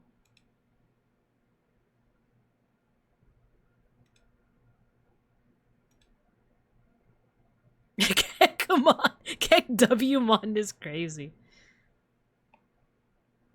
Is there a place where I can see this a little bit better, actually? With you. Oh, dual cards. Ah.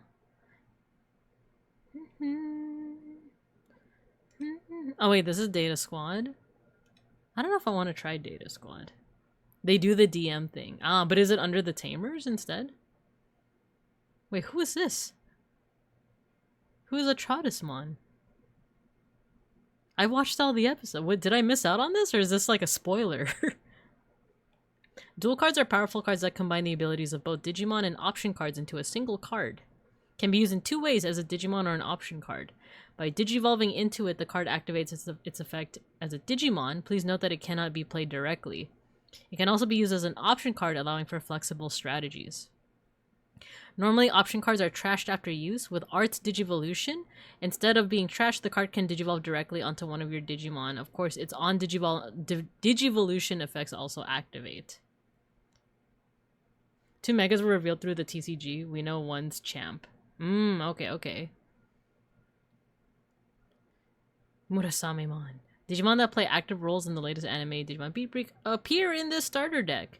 It's Geckomon. So this is a searcher, right? So when moving. Interesting. I haven't by the time I took a hiatus from playing, I wasn't aware of this little term over here, when moving. As in when moving from the breeding zone? On play, reveal top 3 cards of your deck. Among them, add 1 glowing Dawn trait to your hand and place one such card face down under any of your glowing Dawn tamers. Return the rest to the bottom of the deck. Okay, so searching plus making use of the mechanic. And it has piercing. Green Agumon, it's still pretty new. Ah, okay. And this has Alliance. Murasamemon has Alliance. On play, when digivolving, one of your opponent's Digimon gets negative 500 DP for the turn. Then if it's your turn, by trashing the bottom face down card from under any of your tamers, you may play or use 1 glowing Dawn trait card from your hand with the cost reduced by 3. Okay, so the shtick is putting face down. It's DM, but with the tamers. Is what I'm getting from this. By trashing the bottom face down card. So that you're kind of like loading up ammo, kind of like with... Well, my main experience is with like DM Shinmonzemon.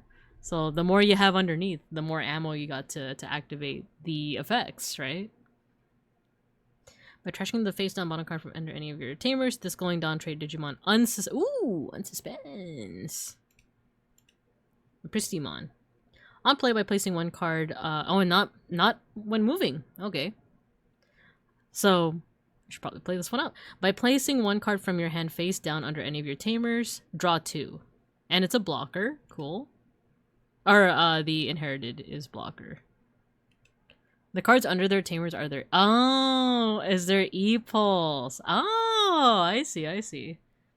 Data Squad's ST did the same thing. Oh, cool. Still don't understand how the new card mechanic works. Like it's an option or a Digimon. Yeah, so it looks like they're both. I'm just curious about, like the when the option part of it activates, but I guess we'll get to that. So Kirapmon is also on play. When trashing the bottom face down card from any of your tamers, you may return 1 Digimon. Wait, are there any others that put... Because a lot of this is making use of the face down cards under the tamers, and it looks like Geckomon is the main one that actually puts them underneath. By trashing your bottom face down card from under any of your tamers, you may return 1 Digimon from the trash to the hand. Alright, good purple. And it has Retail. Tomoro and his allies in action with their effects that create E-Pulse. I love Kyo. Digimon an option in all zones other than when on top of a stack. Digimon and options and all the other one. Oh, other than when it's on top of a stack. I see. You may place the top card of your deck. Oh, okay, so this is the on play. Place the top card of your deck face down under this tamer. Then if your opponent has a Digimon, gain 1 memory. When effects trash cards from under this tamer by suspending this oh, okay, so you can combo. Okay, well, that makes sense, right? That makes sense. By suspending this tamer, one of your Glowing Dawn trait Digimon gets plus 300. And then from security, play this without playing the cost. You may place top card of your deck face down under this tamer. Then if your opponent... Okay, so same thing. So the tamers also are putting things underneath it. When effects trash cards from under this tamer by suspending this tamer, one of your Glowing Dawn trait gains jamming for the turn. Okay, okay. And then E-Pulse. Wait, use requirement beat break trait. Oh, so beat break needs to be on the field. You may play 1 beat break trait card with a play cost of... Yo, Zako! Hello! Thank you for the raid! How you doing? Hello, hello. Send this channel to someone gay. Oh, you gay? Ain't you gay, gay, gay? It can't be what you want. Gay, gay, gay, homosexual, happy. Happy Pride, Zako. Happy Pride. How you doing? Thanks for the raid. Let us know how your stream went, but also if you have to raid and run, no worries at all. We're looking at Digimon cards at the moment. And then what did Devin say? I think the Green 6 and Gecko are the only ones you really need from the deck. The best cards are in BT25. Oh, and E-Pulse, their Mem Boost. Okay. Is the Mem Boost. Ah, I see. Wait, you may play 1 beat break trait card with play cost 4 or less. Then place this card in the battle area by placing this card in the battle area face down under any of your... Ah, okay, cool. So this one can also place itself underneath. Lucky decks include cards with special specifications. Use rec is instead of black text, I would say you can ignore this. Oh, I see. I see. So it's just shortening it, basically. Well, it doesn't really shorten it because it's still explaining it, but eventually it's going to become, you know, regular enough that people will know what it means. And then it will shorten it. In a lucky deck, 1 card in the deck will feature a special version. Get your hands on an Alt Art Geckomon card. Okie dokie. Oh, more Mem Boosts. Okay. The midnight.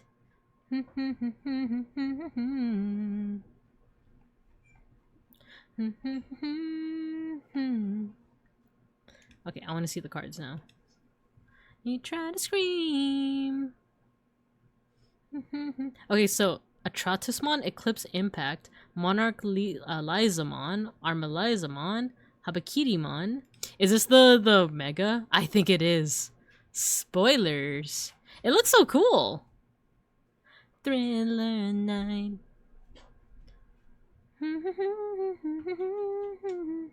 I want the Patamembus, but not these decks. For your life.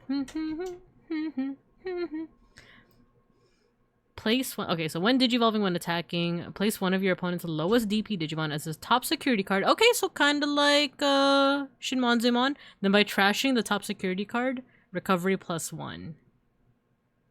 Oh, not exactly like Shinmonze. I feel like I know another. I forget which one. I feel like this is Angels that does this. When any of your Glowing Dawn trait Digimon would leave the battle area, by trashing your top security card, they don't leave. Ah, okay. So that's Habakirimon. E-Pulse, Kirapmon, Wolvermon, Atratusmon. Thriller Night. When Digivolving, when attacking... Okay, Sec +1, Reboot Blocker. Your opponent's Digimon effects don't affect this Digimon until their turn ends. Then delete one of your opponent's Digimon with the lowest DP. And then Eclipse Impact. What does this say? Main, suspend one of your opponent's Digimon, then return one of your opponent's suspended Digimon with the highest DP to the bottom of the deck. Many yellow decks do this. It's my favorite mechanic. Ah, okay. We're doing Bomb Rush Cyberfunk on my Gunpla despite only having one eye right now. This art is so much better than the BT25 card. Unfortunately, this card is a booty. No!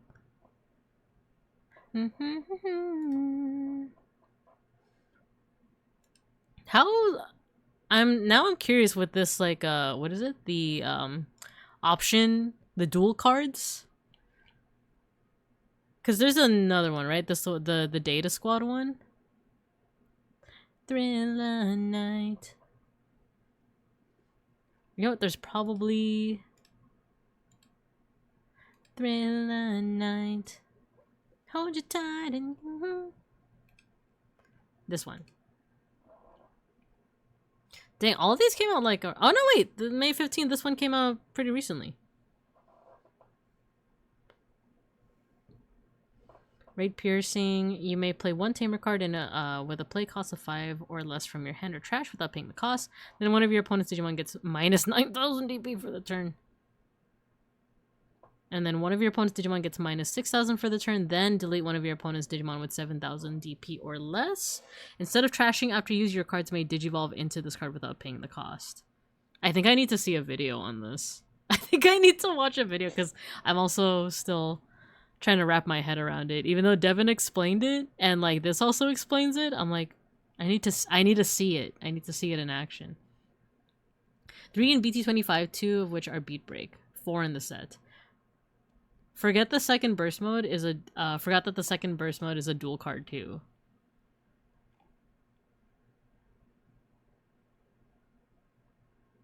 A cool DNA charge.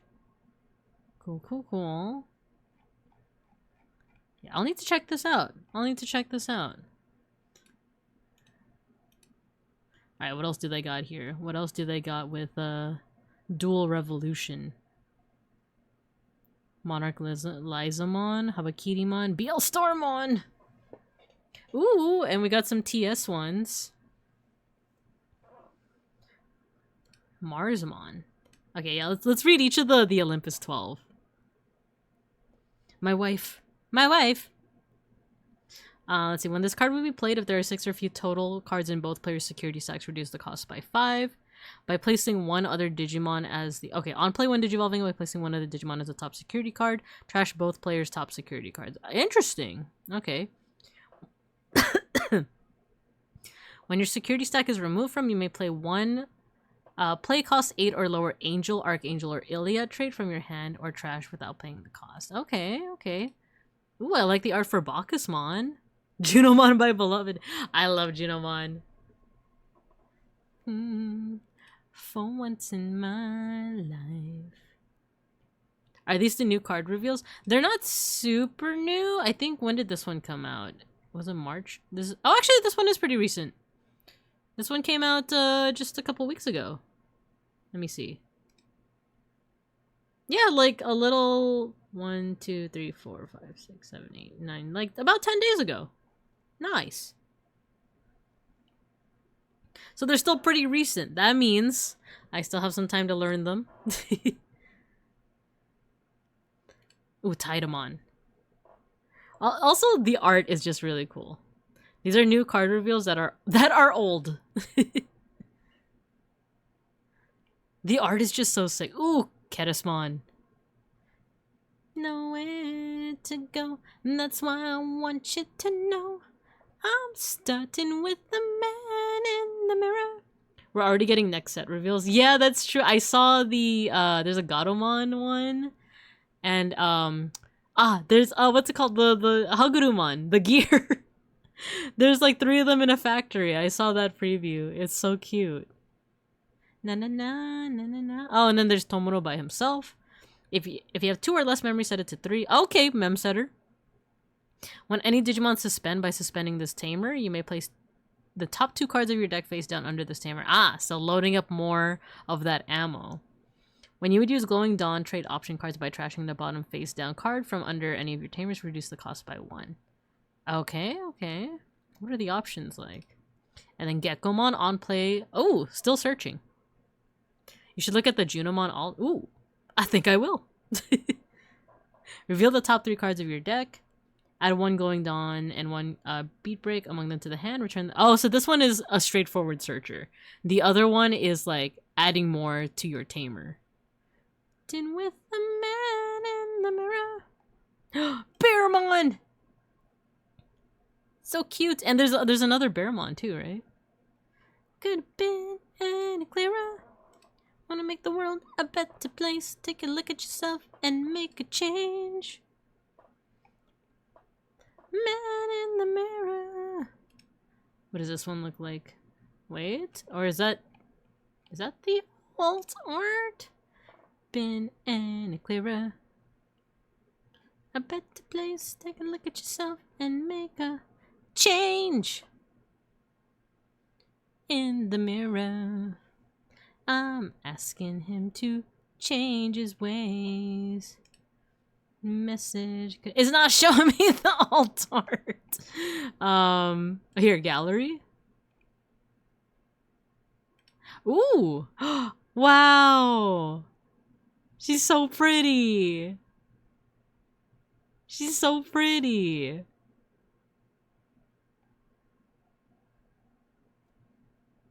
I do like the alt art better than the actual. Go to TCG. It's like looking at the Bearmon in the mirror. Change.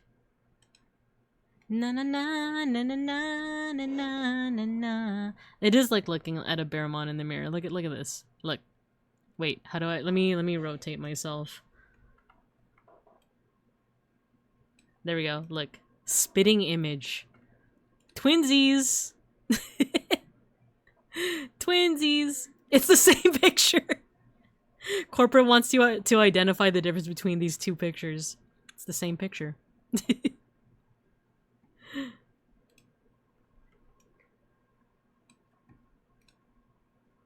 How am I floating, you might ask? I'm not. You didn't see nothing.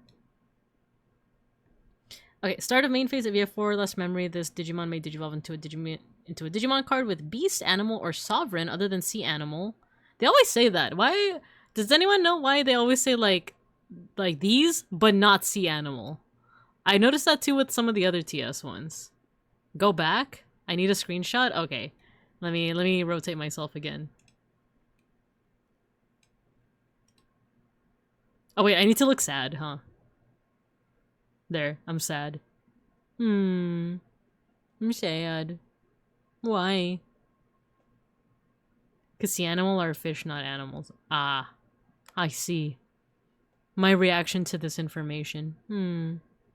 Alright, did you guys get your screenshots? Did you guys get your... I can only float for so long. Okay, there we go. I'm starting with the bear in the mirror. I'm asking him to change his ways. It's a Japanese translation issue. Ah, I see. In any of its traits or TS trait in the hand without paying... Ooh, without paying the cost, you say. Oh, without paying the cost. Ah. Cougarmon, my love. My fluffy love. He reminds me so much of Gino. Like, look at Gino, the cat on the left side over here. Spitting image. One of your opponent's Digimon gets -3 DP for the turn. Then, by trashing 2 bottom face-down cards from under any of your tamers, this Digimon may Digivolve into a Glowing Dawn trait Digimon card in hand without paying the cost. And it has Barrier. Okay. Got your Gekomon, you got your Patamon. Actually, what's Patamon part of? Is that... Oh, Iliad and Adamus. And TS. Reveal top 3, add Angel, Archangel, 3 Great Angels, 4 Great Dragons trait cards, and 1 TS trait. Okie dokie. Cosmic Area deck. Oh, is this, yeah, Galaxy?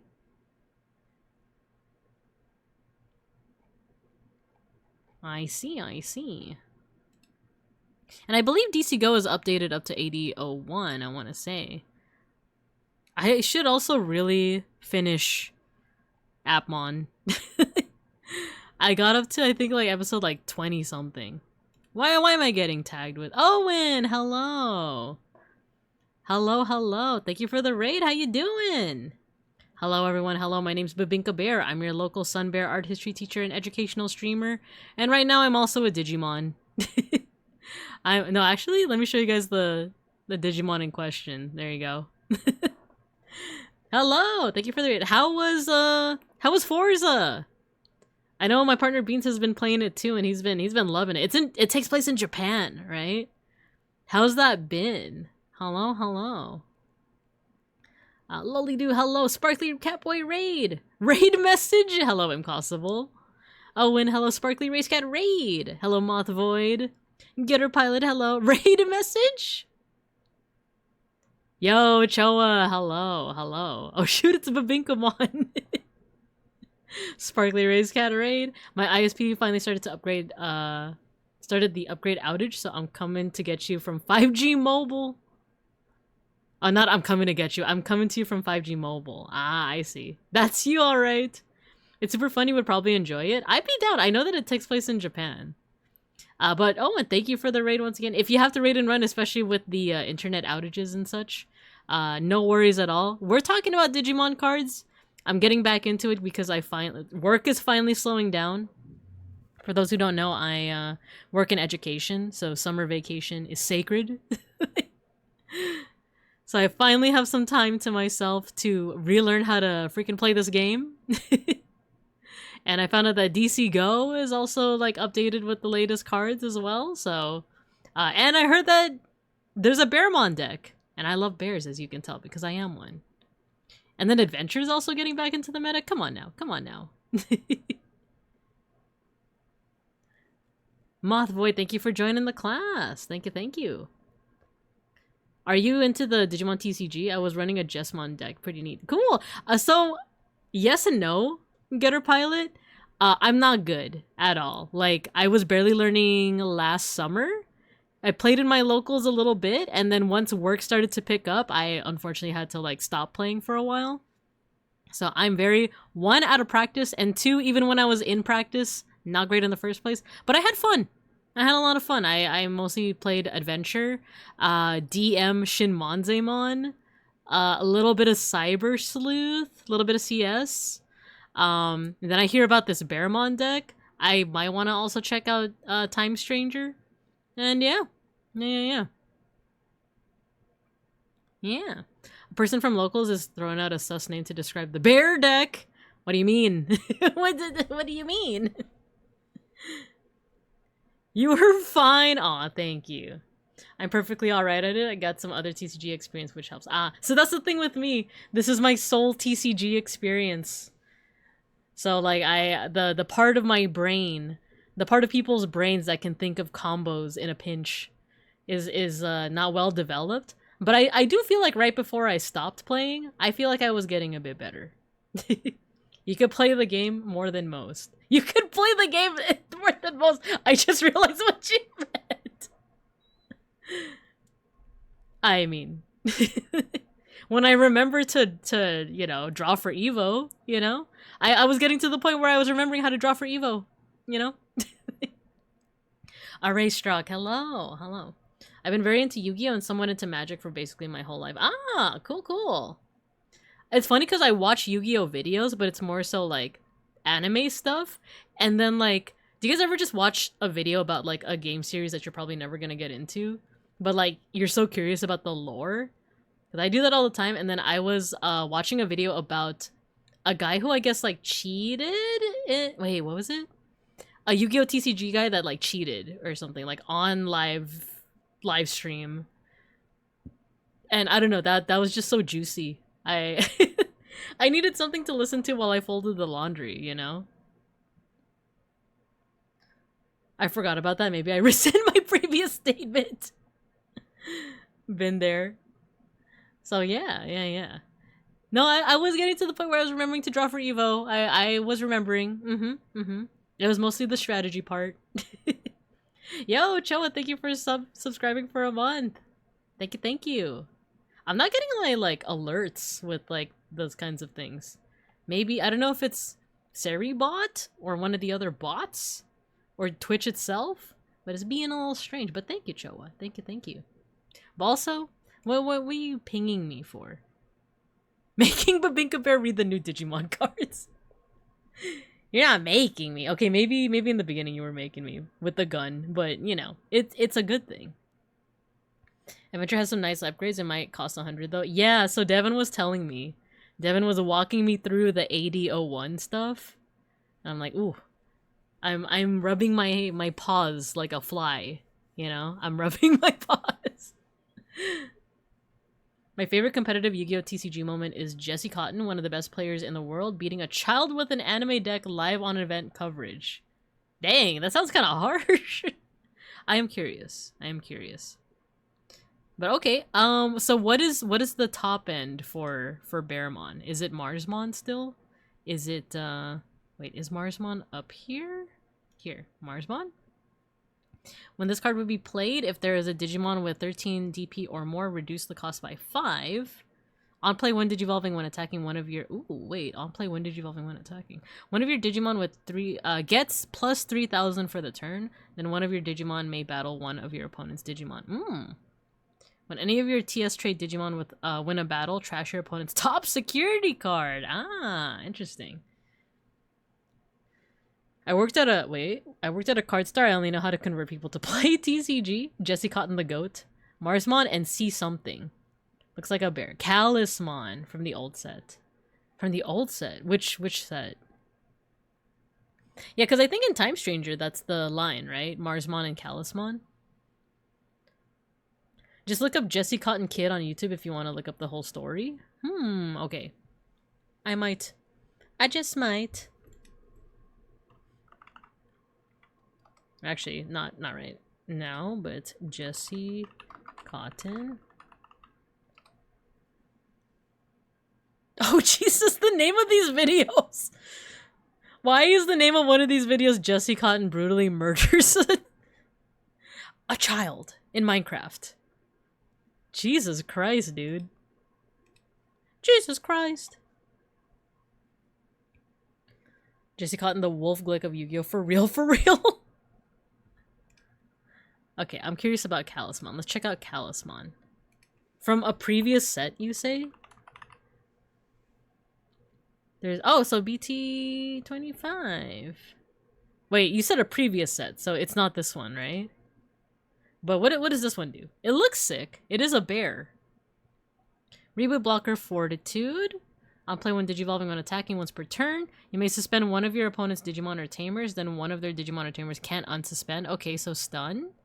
All turns once per turn when effects play or Digivolve, any Digimon de-Digivolve one of your opponent's Digimon. Wait, when effects play or Digivolve, de-Digivolve one of your opponent's Digimon, then this Digimon may battle. Ah, okay, okay. Oh, so it is this one. It is this one. Not in Minecraft at YCS London, which is about as real as Minecraft. I don't know the bears. I'm not a furry. I gotta know my fellow bears. You haven't experienced battle shenanigans yet. I haven't. I haven't experienced any form of Digimon TCG since like October? November? It's been a minute. Whenever work started to pick up, basically. That's when I realized like, oh, I'm one of the people that can only show up around the summer, you know? I'm here for the angel mommy. You know what? Based. Based and true, as the kids say. They do say that, right? Is this playable with the other Calismon? I did see that there's another one, but I feel like that's from the, was it V-Tamer manga? EX8. So it's not that old. Actually, it is. Suspend one of your opponent's Digimon or Tamers, then return one of their suspended Tamers to the bottom of the deck. For each color of the Digimon's Digivolution cards, it gets 1,000. While your opponent has no Digimon with as much or more DP, this Digimon gains piercing and attack and security attack +1. I see. I see. Yeah, what is battle shenanigans? Tell me more. And also look, it is the bone of his sword. I am the bone of my sword. It's the weeb. You may link up to 2 cards from... Oh, link! Okay. We're linking now. Okay. You may link up to 2 cards from your hand or trash to any of your Digimon without paying the cost. Then for each of your link cards, de-Digivolve one of your opponent's Digimon. Wait! De-Digivolve all of your opponent's Digimon? Dang. Battle is comparing DP for any reason. Basically, attacking without attacking and no sec check. Oh. I see. I see. We do have an ad break coming up. It gets around effect immunity unless you have battle immunity or barrier. Oh! Something to get around effect immunity. Please! Please, please, please! Okay, what does Bacchusmon do? Now, actually, ad break. So let me go ahead and put you guys in recess. How big is my model in this one? Okay, I'm floating. That's fine. Let's make myself small. Okay, we do have an ad break, and I need to get some water. I'm thirsty. But I'll be back. I will be back. We'll talk a little bit more about Digimon, and then maybe just for about 30 minutes more, and then we'll probably cut it short, because now I'm like, ooh, I kind of want to try all this out on DC Go. And yeah, I could do it on stream, but I need some time to read. I need some time to read. It's gonna be a lot of bot games, basically. Don't make yourself too small. You'll be invisible to the naked eye. No, look, you can still see me. You can still see me. You don't need a magnifying glass this time. You don't need a magnifying glass this time. Okay, I'll see you guys after the ad break. Yippee!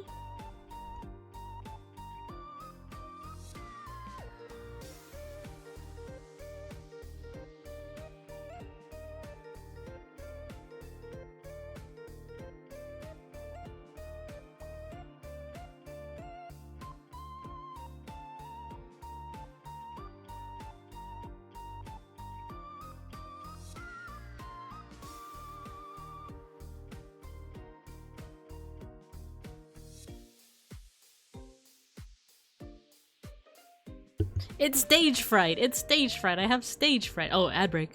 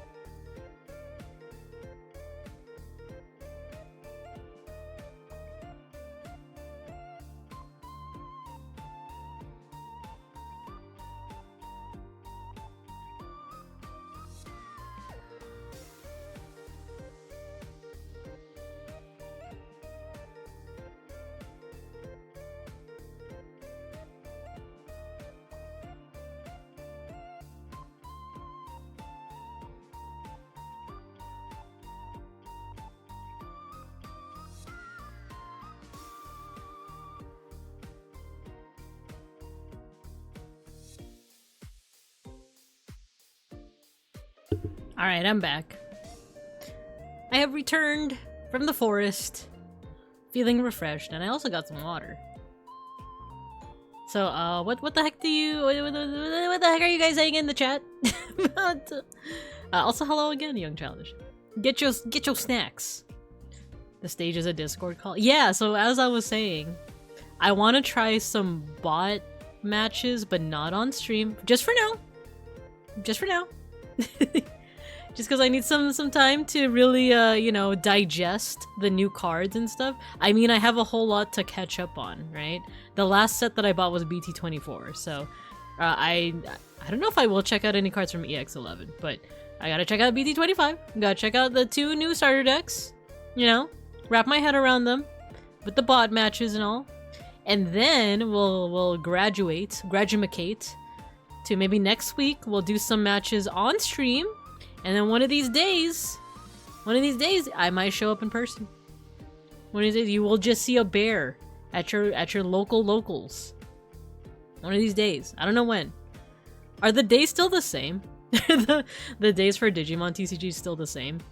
That doesn't change, right? I don't know. Let me know. But anyway, yeah, I have stage fright. I have stage fright. The stage is in fact a Discord call. And then you guys were saying that you, Cho, and like 7 of the guys were all watching Choa beat up a kid for 5 hours? Why did the kid stay for 5 hours? Was it one of those moments where it was like, stop, he's already dead? It was gruesome. He's wanted in 7 states. Oh, jeez. I hear the word graduate from a VTuber and I got worried for a second. No, I'm not gonna graduate that way. I'm not gonna graduate as in like I'm going to ascend? I'm going to rise the ranks? Fade straight. Yeah, don't worry. I will not graduate in that manner. I will ascend. I will, culminate? No, that sounds kind of sexual and I don't like that. I will get better. I will get better. The kid liked being bullied and you just allowed him to showcase his kinks in public? The show was giving it to him and I was egging the whole thing on. Wait, so like an actual like child, you know, like a kid? Well, what's been going on in local since I stopped going? Also, we're back in class. What's been going on? You would think that you would only see kids once it gets to be like summer. Well, I guess it is getting into summertime. It is. I am like overheating as much. I lost once just because I was trying out a deck where I had to actually think. Ah, it's a thing. Thinking in a card game? I don't know. A child. And I was gonna say that, like, you would think that because, like, it's getting into the summertime, that's when you start seeing, like, more kids being available to, like, play card games and stuff, you know? But also me because I work in education. You know? But yeah, I would like to return to locals. I I just need to, reinvigorate? Like, learn everything. I did play a little bit of DC Go last night, and I still kind of have some of the muscle memory. A little bit. Even though that is DC Go, everything's automatic, but I'm hoping I still have the muscle memory of, like, in-person gaming as well. You're welcome to come back whenever you feel ready. Oh, thank you, Choa. Thank you. Yeah, I've been wanting to. I've been meaning to. And it's funny because, like, I've been trying to practice driving around that area at a certain university. But I also stopped because every single parking lot at the university is always full. Okay, not full, but there's always at least, like, one other person. And I'm like, what are y'all doing here? It's almost the summer. And it's a Sunday, you know? But yeah, I pass by the local spot every so often. I'm like, I should really go back. So I've actually been practicing driving at another university. No, not actual kid. He's like 19 or 20, but that's a kid to all of us. Yeah, no, agreed. That's very kid, you know? It's actually a good time to drive around that area because school should be done. Okay, I'll try again, but the last time I went, there were still people. I was like, y'all, it's like the summer. Like, why are you guys in these parking lots? Are you guys doing drugs? I'm trying to learn how to drive. Beep beep. And you guys will be happy to know that I know how to parallel park. I mean, I still need like a lot of room to do so, but I got the muscle memory down. What else? I'm getting better at backing that butt up, you know, like backing into a parking space. The big anxiety for me has been driving around a place that's not a parking lot at any speed faster than 5 miles an hour. So, you know, they've been doing graduation. They're finishing up this week. Oh, okay, cool. Actually, yeah, I think Los Vincos Unified School District too is ending soon. It's funny because like my sister's gonna be graduating from high school, and she was like, "Oh, would you be able to since you work in like arts education, my art teacher wants to know if you would be down to be a guest speaker." I was like, "Yeah, just let me know. Just let me know when." The thing is, they're graduating in like 2 weeks, no, like a week and a half. So it's like, when are you gonna ask me? Because I need to know if this is happening like during the school day. I'm gonna have to take a day off work, so you need to tell me. Anyway, that's neither here nor there. Anyway, I'm getting better at driving, is what I'm saying. So, one day, the people who know me IRL, you might see the binka mobile. You know, just purple with bear ears. Can't wait for summer. Gonna be chill. Yeah, except for the weather, because I'm already feeling it. I'm already feeling the summer weather. Yeah, beep beep. Yeah, so it's gonna look exactly like the emote that Owen just posted. I'm just gonna be in the... I wish I had one of those, like, Fisher Price, you know, like the red and yellow car. I wish I could just drive that around. But no, I have to have something with an actual combustible engine.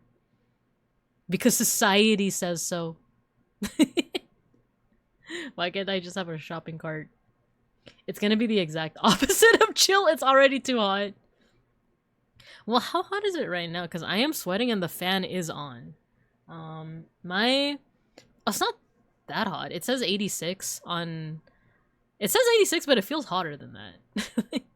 It's gonna be sweaty at locals, also because regionals next month. Ooh, so that kind of sweaty. Babinka K-truck when? Ooh.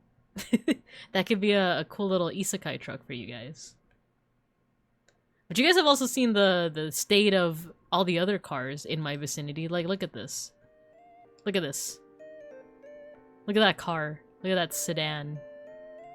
And look at that other car in the ice cube. I bet he's feeling real chill right now. 86 is sweltering? It is, 86 is hot, but I feel like it's unbearable. More so once you get to the 90s and the triple digits. Like, someday. You guys will get the squirt bottle before you get the lick. Before you get the lick redeem. Or command, rather. But yeah, I have a bit to catch up on in terms of TCG, because what was the last one? I think it is BT24 that I got some cards for, but I didn't like really play in any kind of deck. Here we go. That's homophobic?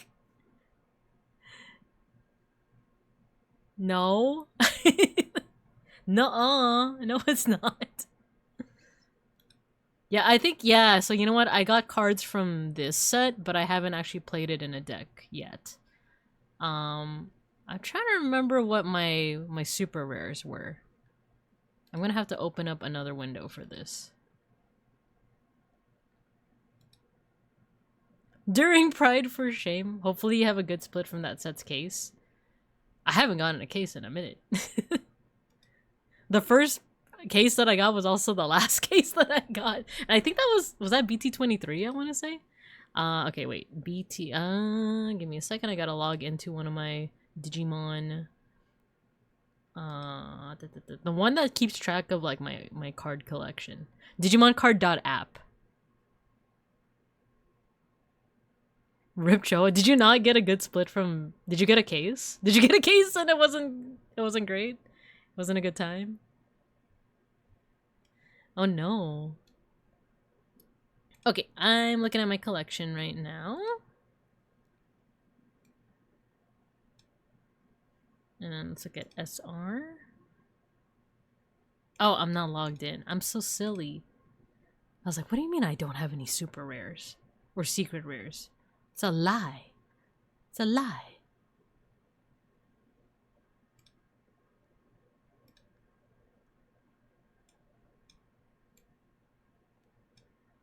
Okay.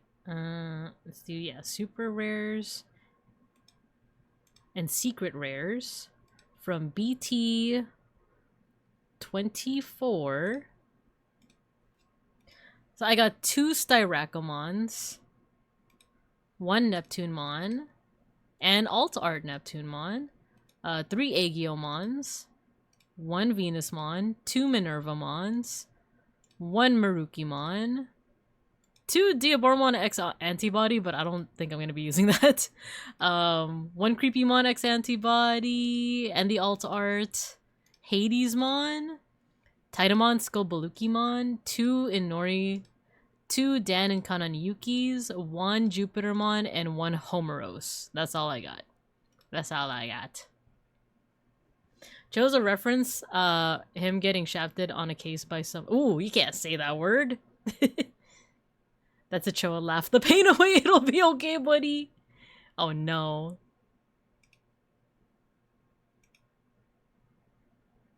But yeah, that's what I got. I am down to get a— I'm down to get some boxes. I'm down to get some boxes for these recent ones. And the starter decks.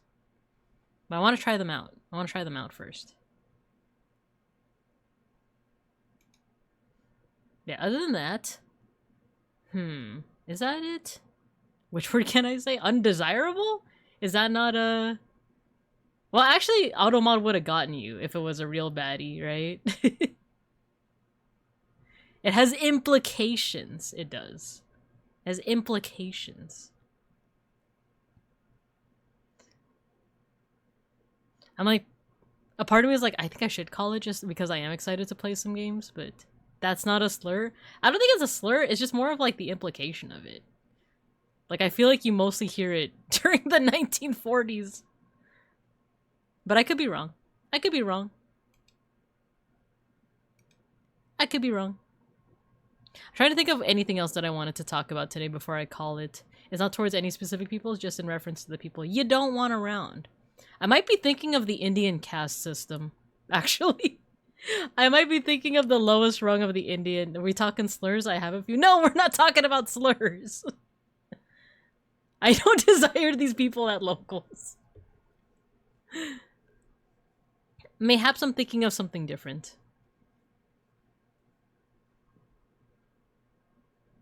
Let's see. I talked about the Michael Jackson movie. Talked about Digimon. I didn't talk about what I was fujoing out about though, huh?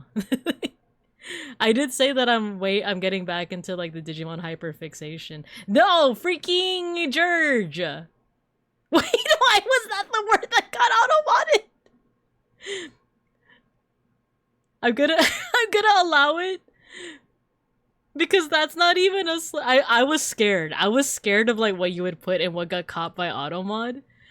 And it literally just says, I use a slur in class, and a student said, Professor, are you perchance homosexual? It's a very homosexual coded word. No, that's the thing. No slurs were said. No slurs were said.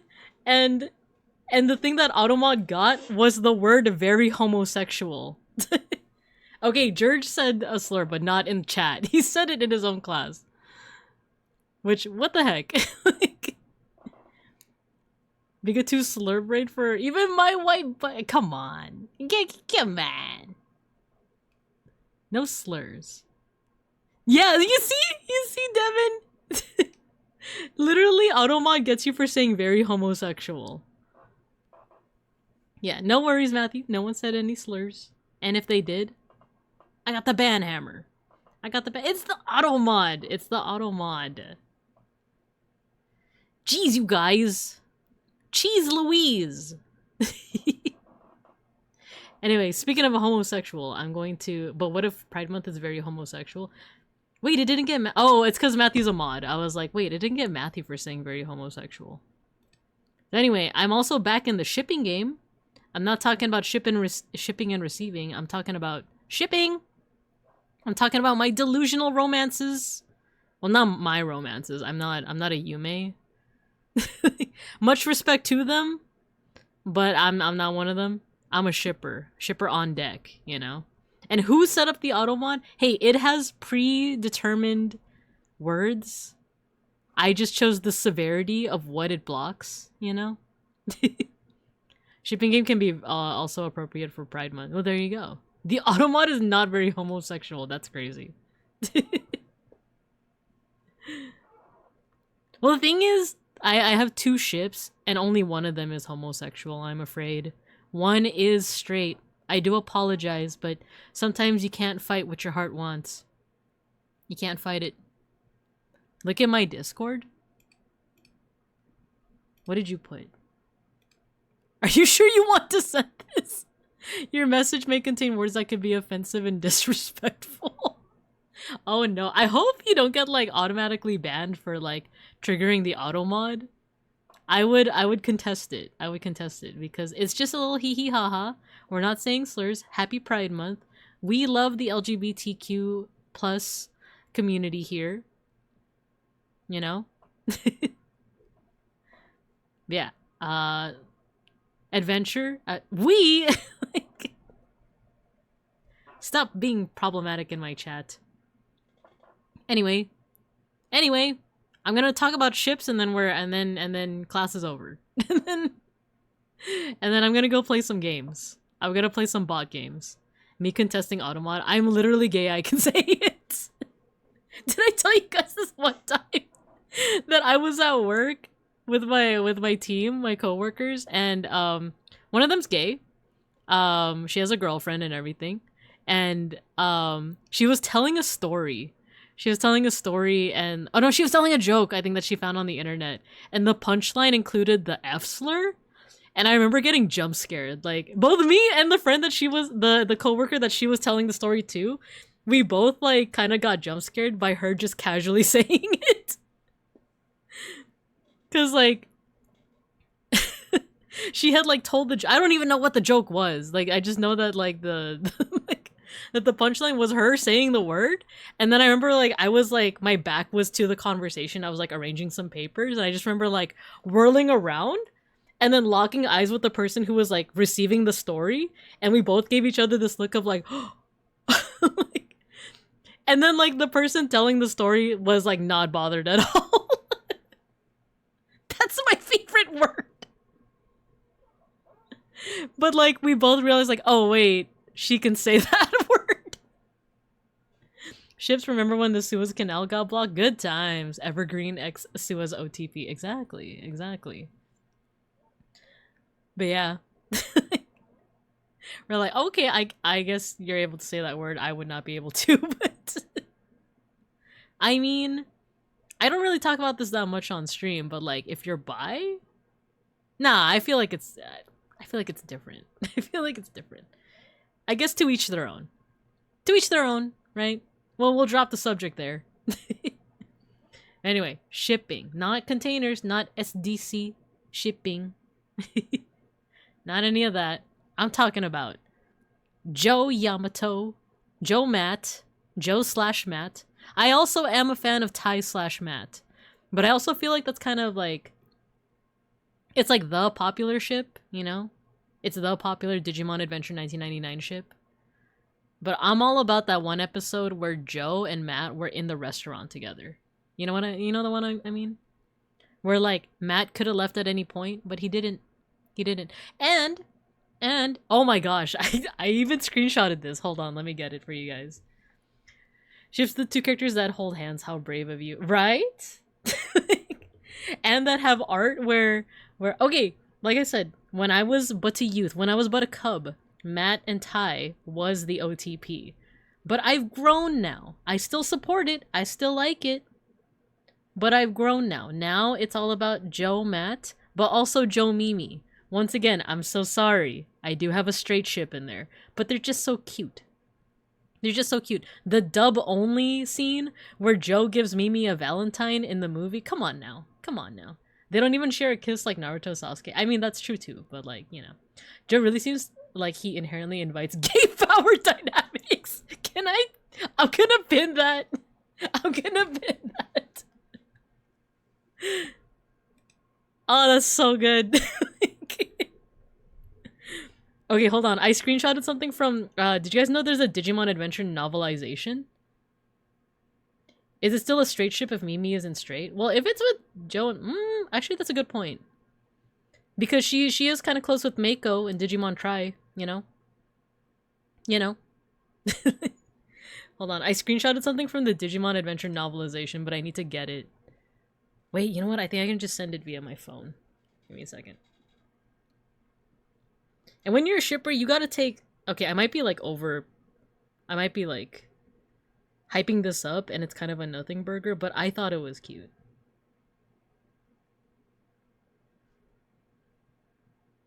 No, actually, I'm reading this, and I'm like, nah, it is that real. It is that real. Okay, give me a second.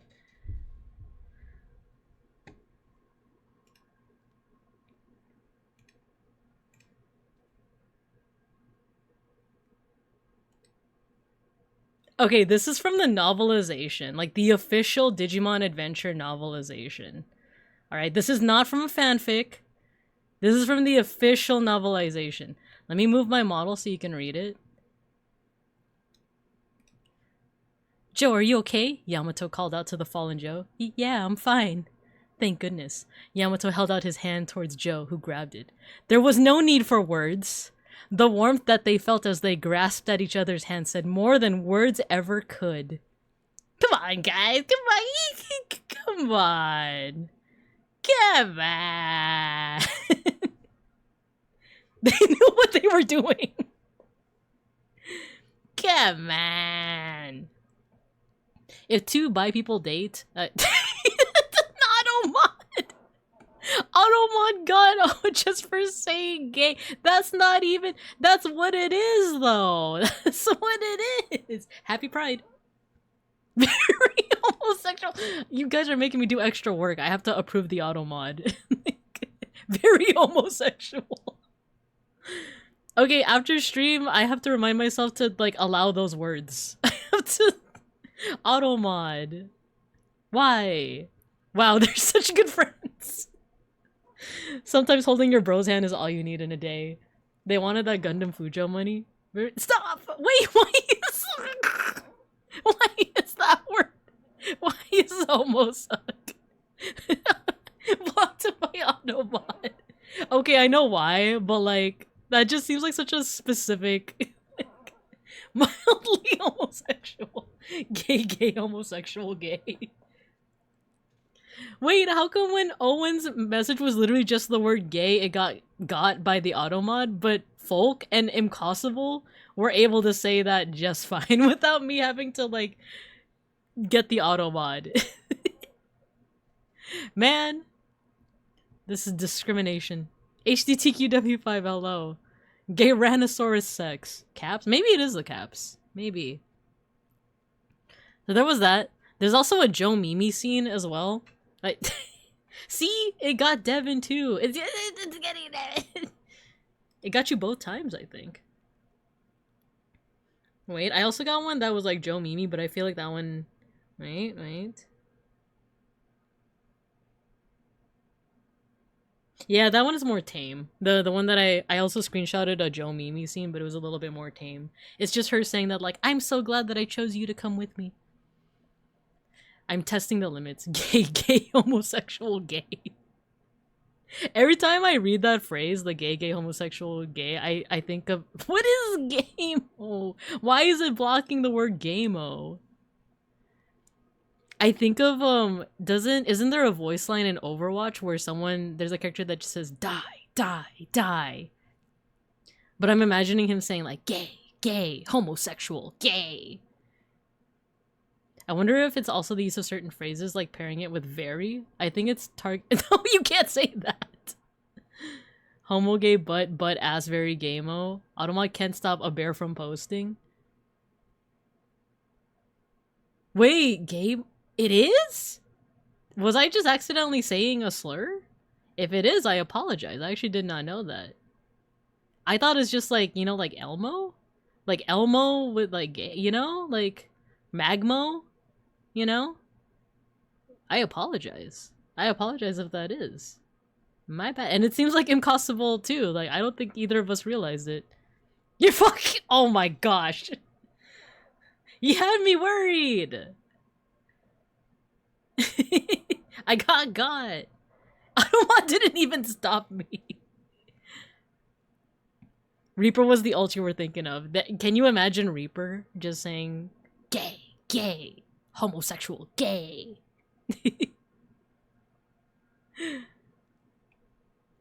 Being gaboozled again. It just keeps happening.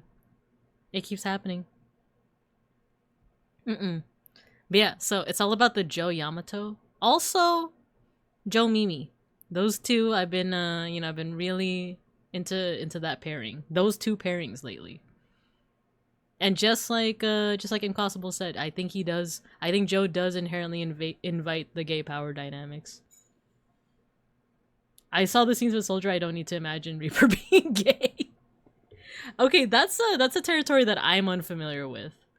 What is the Overwatch shipping scene like? Is it beginner friendly? Like is there a lot of like multi-shipping going on? Is there like a dominant ship that people are like, oh come on, very brave of you to ship? I don't even know. Like I don't even like Tracer and I can't even list another player. I can't even list another character. Reaper pump and dump Overwatch. It's funny because I listen to Beans and Mega Bronson play Overwatch all the time, and I don't know. I don't know any of the characters. He uses his shotguns once, then drops them. Oh, I see. If you don't know, the lore can be a bit to get into, and I don't even know if the lore is the same anymore. There's some kind of robot war, right? Is there some kind of war involving droids and or robots? That's kind of all I know. And I know that the game is rage-inducing.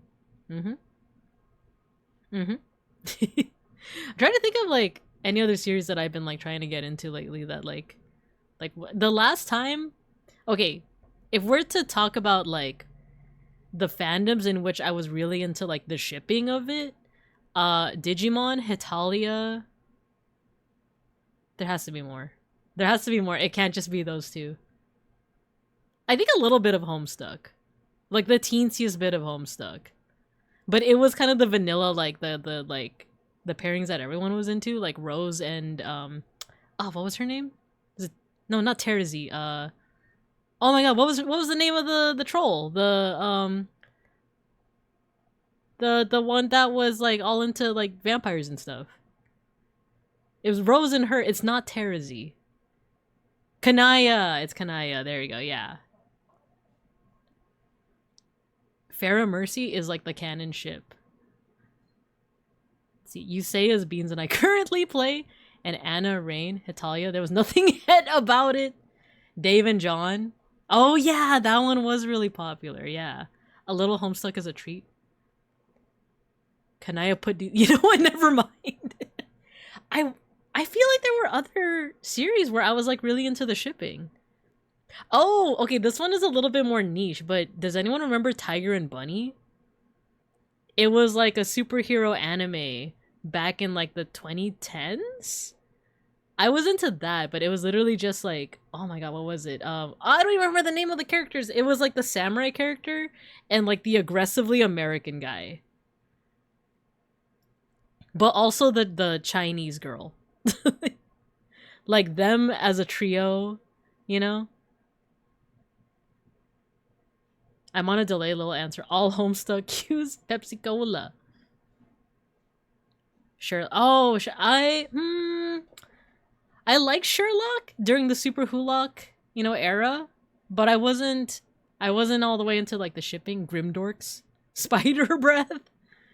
I never watched Supernatural. Can you believe it? You would think that someone that was on Tumblr in the 2010s and experienced Super Hulock would be into Supernatural, but I actually was not. I never checked it out. Yeah, Tiger and Bunny, I still need to watch season. I don't think I've ever watched season 2. Sky High, yes. It was... Oh, it's on the tip of my tongue. Origami... Cyclone? Origami Cyclone and Sky High was like my main pairing. But then there was also like the titular tiger and bunny themselves were also like a cute pair. But then I also liked Origami Cyclone with oh my god, what was the Chinese like thunder girl? Was it like Thunder Kid or Lightning Kid or something like that? I'm aware of it but never looked at it. Yeah, yeah. I didn't do any of the Super Hulock until well after its time, and it was only because Doctor Who because of my ex. Ah. I love Doctor Who, but I don't think I was ever that much into shipping. And like even if I was, it was kind of, you know, like the vanilla canon, Ten and Rose, you know? It came out a decade after season 1. That's why. I was like, why didn't I ever get into... I was like super into Tiger and Bunny when it was like first coming out. I remember like tuning into the episodes and everything like that, and like oh my gosh, this is gonna really show. Like sometimes when I get really into a series, I wanted to see what the discourse was like on a certain anonymous board. So I would occasionally go to A and see what the discourse was like. And yeah, it's as problematic as you would imagine. But I was trying to remember. Yeah, like I remember people like having discourse about I guess spoiler alert for like the latter half of the first season of Tiger and Bunny. There was question of whether or not one of the main characters would die.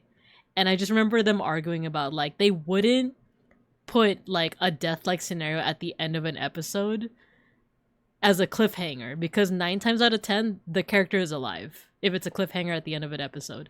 If you're really gonna kill off a major character, there's gonna be flashbacks, there's gonna be some kind of, you know, like, I don't know, I want to say, you know? Doctor Who didn't have enough characters to ship. That too, honestly, because like I feel like the main ones would just be like the Doctor and their companions, right?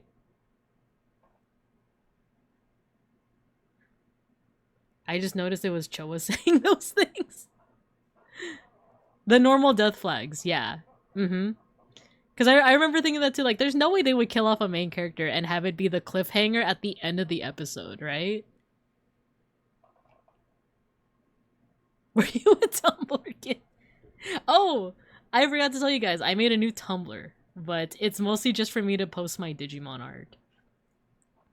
I haven't posted anything on it yet, though, but I just been wanting to follow more, like, Digimon artists. Lol, yeah! Hey, same, though. Same. Same hat. Same hat that says bears on it. I miss Tumblr. Link, it's just there's nothing on it yet. There's nothing on it yet. And I am going to be hiding my likes. Let's see. Tumblr.com. Bao Pandan. Is it .com or is it... Yeah, there we go. There's nothing on it. There's one reblog, and that's it. But I am eventually going to put some Digimon art on there. I just need to queue it up. But yeah, I'm just going to keep this on the screen, by the way. So, I follow plenty of blogs that don't post anymore. True. How did this evade my knowledge for so long? The secrets are coming out. Man, I do miss, like, the height of... Well, if I were to say I miss the height of Tumblr, would anyone get offended? Would anyone be like, actually, right now is the height of Tumblr? Because I feel like the overwhelming consensus with a lot of people is, like, the moment they took out, you know, 18+ stuff. I'm grilling Choa at the next locals. I feel like once they took off 18+ stuff, that's when everyone's like, it fell off, you know? Oh, there's also ads too, right? Like, it's super chill now? Oh, okay. Okay. Maybe I'll dive back into it then. I have the sense that it's coming back a little. Ah, is it also because places like Twitter are just like borderline unusable, you know? With like all of the rage bait and stuff. I keep having these moments where I just like go on Twitter for a little bit and then like get rage baited by something and I'm like, all right, it's time to close the computer.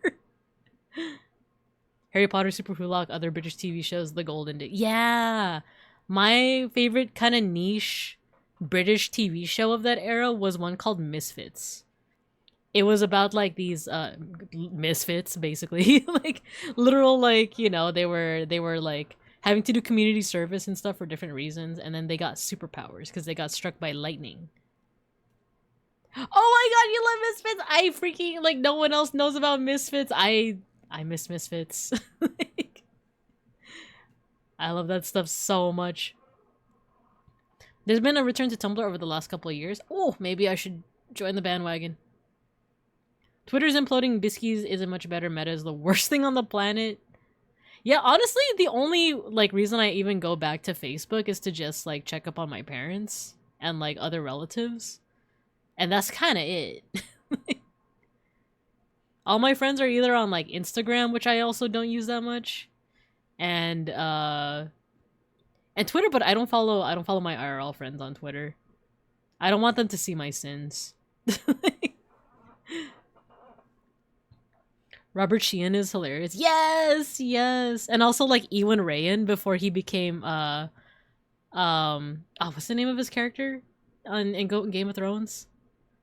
It was weird to see Ewan Rayan go from, like, his character in Misfits to, like, merciless freaking guy from Battle of the Bastards. You remember that show too, Gojikins? Yes! I remember I showed it to one of my IRL friends, and the episode with the gorilla, like, broke him. Like, fun, like, slash funny, slash humorous. It was the episode where, like, the gorilla took off the mask, and it was just a gorilla! I remember he was howling, dude. I imagine it's largely people leaving Twitter but not landing on Bisky. Ah, Bisky's banning porn right now? How's Mayoshi, by the way? I still check in from time to time. It seems like there's still people on there, but I do admit it was kind of like a quick popping balloon. I know that's not really a term, but, like, it popped really quick.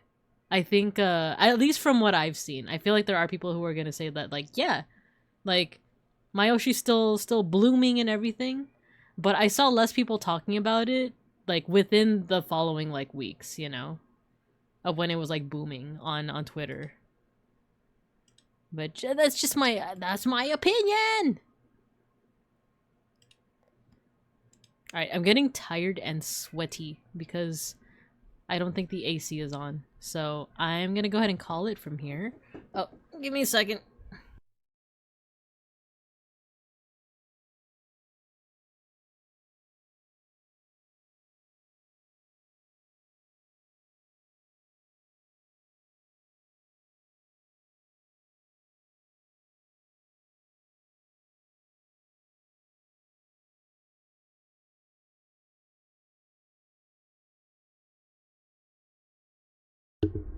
Okay, I had to let in Snackery. Still following Staff, definitely a new account. I literally just made it yesterday. I forgot to fully set up my page on that, and I thought it was weird that I was allowed a single person to send me over 100 friend requests in one day. Yeah. That was another thing, because, like, I understand it's because, like, a lot of VTubers want to, like, make connections and stuff, but if it was, like, a rando, I don't know, it's like the same thing with, like, do you ever answer the phone if you don't recognize the number, you know? I know some people, they always just answer the phone just to see who it is, but I'm one of those people that, like, if I don't recognize the number, I won't answer the phone. It can go to voicemail. Or they can text me. So yeah, I think I will go ahead and call it here. Let me stop raids. Let's mosh. Next time I'm streaming is Thursday. What am I doing on Thursday? We could actually go through the schedule if we want. Here's the schedule, as the British say. So today we finished that just yapping. Oh, Thursday is pixel art portraits. So I am going to be doing, I'm going to be making pixel art of friends.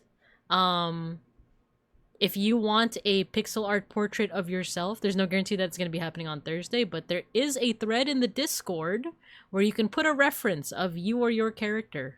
And I will do a pixel art portrait eventually. Because I think I already play Butterfly from Try. I'm kind of down for that.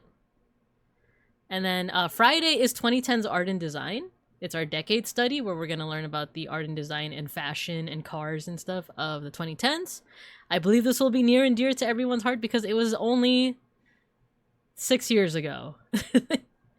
It was only 6 years ago that we were in the 2010s. It doesn't feel like that long ago. It's kind of weird that way. And then lastly, Saturday morning, I'm really excited for this next one. It's a collab with Outermost Ghost. She's the one who just had her very cute 3.0 debut this past Saturday. And we're going to be talking about character writing and creative writing with Ghosty. We're going to be talking about TTRPG stuff, like how to make a TTRPG character into, or like fleshing out your TTRPG characters, which I have very, like minimal experience in doing. So I'm excited for that. And you're gonna get to see my early attempts at making a TTRPG character. So yeah. Oh, thank you for shouting out Ghosty. And thank you for also putting the Discord on there. Matthew, thank you. I don't have local Saturday. I can watch that. Nice. Nice. Alright, but with that, let's go ahead and mosh. Oh, beat up vocal cover. Oh, Joe! Is Joe in the shorts? Nice. Okay, let's do Digimon Try Butterfly. I'll be there to bully. Gosh darn it. Alright guys, so we're gonna go ahead and call it, but we do have an end of stream tradition. For any new students in the class, our end of stream tradition is a mosh pit. I'm gonna play some music, and once you hear the music, go ahead and start spamming your favorite emotes in the chat, and I'm gonna make your little stream avatars down there fight each other. There's no correlation between how many emotes you spam, and hey! Why are you throwing things at me? Open up the pit! There's no correlation between how many emotes you spam and who wins the mosh pit. It's RNG, and it's not rigged. Alright, so once you hear the music, get to moshing.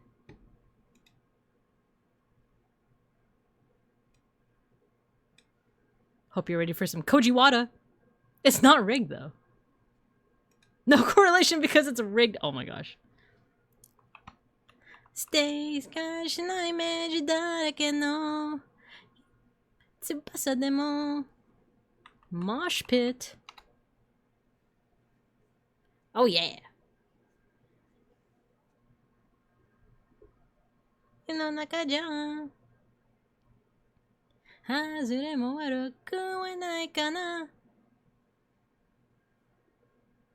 By the way, there's gonna be a lot of rounds. This is a 4-minute song. On my love.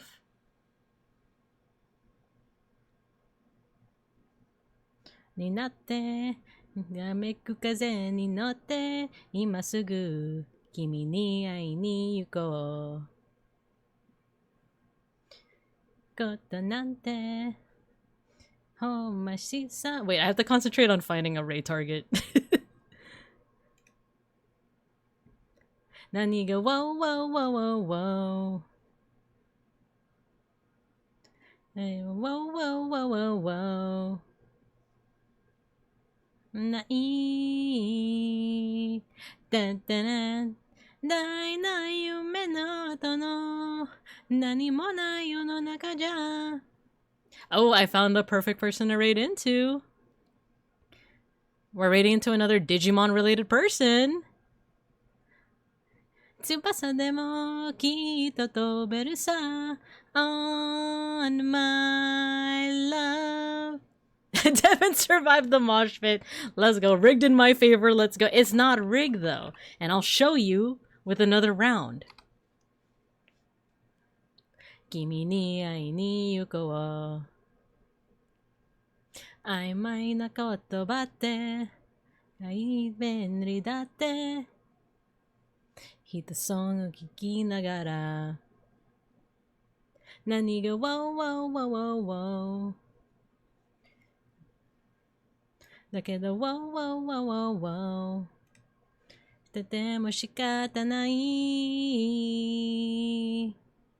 現代な夢の後の許さない世の中じゃ操作上意識外れも悪くはないかなステーションなイメージを染めた気持ちない翼でもきっと飛べるさ On my love. Oh no, it's me versus the mod. That was the rigged one to throw us off the set. No, no, no. At least it wasn't me that won. At least it wasn't me that won.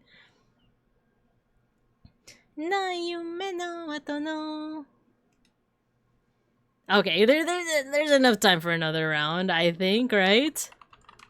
There's a mod one.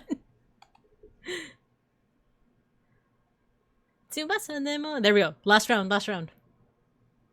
Oh yeah. 無限大な夢の後のやるせない世の中じゃそうさ常識外れも悪くはないかなステージとなイメージを染めたぎこちない翼でもと飛べるさ Love I should see if Mimi's VA does other things. Yeah, her VA is a singer. AIM, right? Oh, look, Impossible versus George. And Impossible with the med pack. It's a close match. Impossible. Oh, Impossible dodges the med pack. Remember, all payments for Mosh Pit wins must be made. We don't know who won. Order paid to the order of by binka. We don't know who won. LLC. Pancakes. It's a mystery. It's George. It's George. George won the mosh pit. Right. Well, this time you can tell that it was Pancakes that rigged it. And remember, all payments for the mosh pit wins must be made in... No, wait, no. Ghost yelled rigged from the other side of the house. It's not rigged. It's not. Can you believe it, George? They're accusing you of rigging it. Isn't that crazy? Isn't that crazy? Isn't that insane in the membrane? Insane in the brain. Alright, I'll see you guys on Thursday. I had a lot of fun. This was a lot of fun. I'm gonna play some matches now. I'm gonna get freaking good-ish at the TCG. And you guys will see. Thanks for the rigged stream. It's not rigged! Right on. We're all gonna feel like winners somehow. Thank you for the lovely stream. Thank you guys. I appreciate you guys. We're gonna raid into Araya VT. She was in chat earlier. She is also a Digimon fan, and she's currently playing Apex Legends. She is currently organizing a really cool Digimon event that is happening on Odaiba Day, August 1st, that I will be participating in. But let's go ahead and check her out. So we're gonna go ahead and start the raid. I hope you guys have a good morning, afternoon, and evening. And as always, I'll see you guys when I see you guys. I don't hate Gundam. I don't hate Gundam. Do not spread such slander. Anyway, we raid. Bye-bye.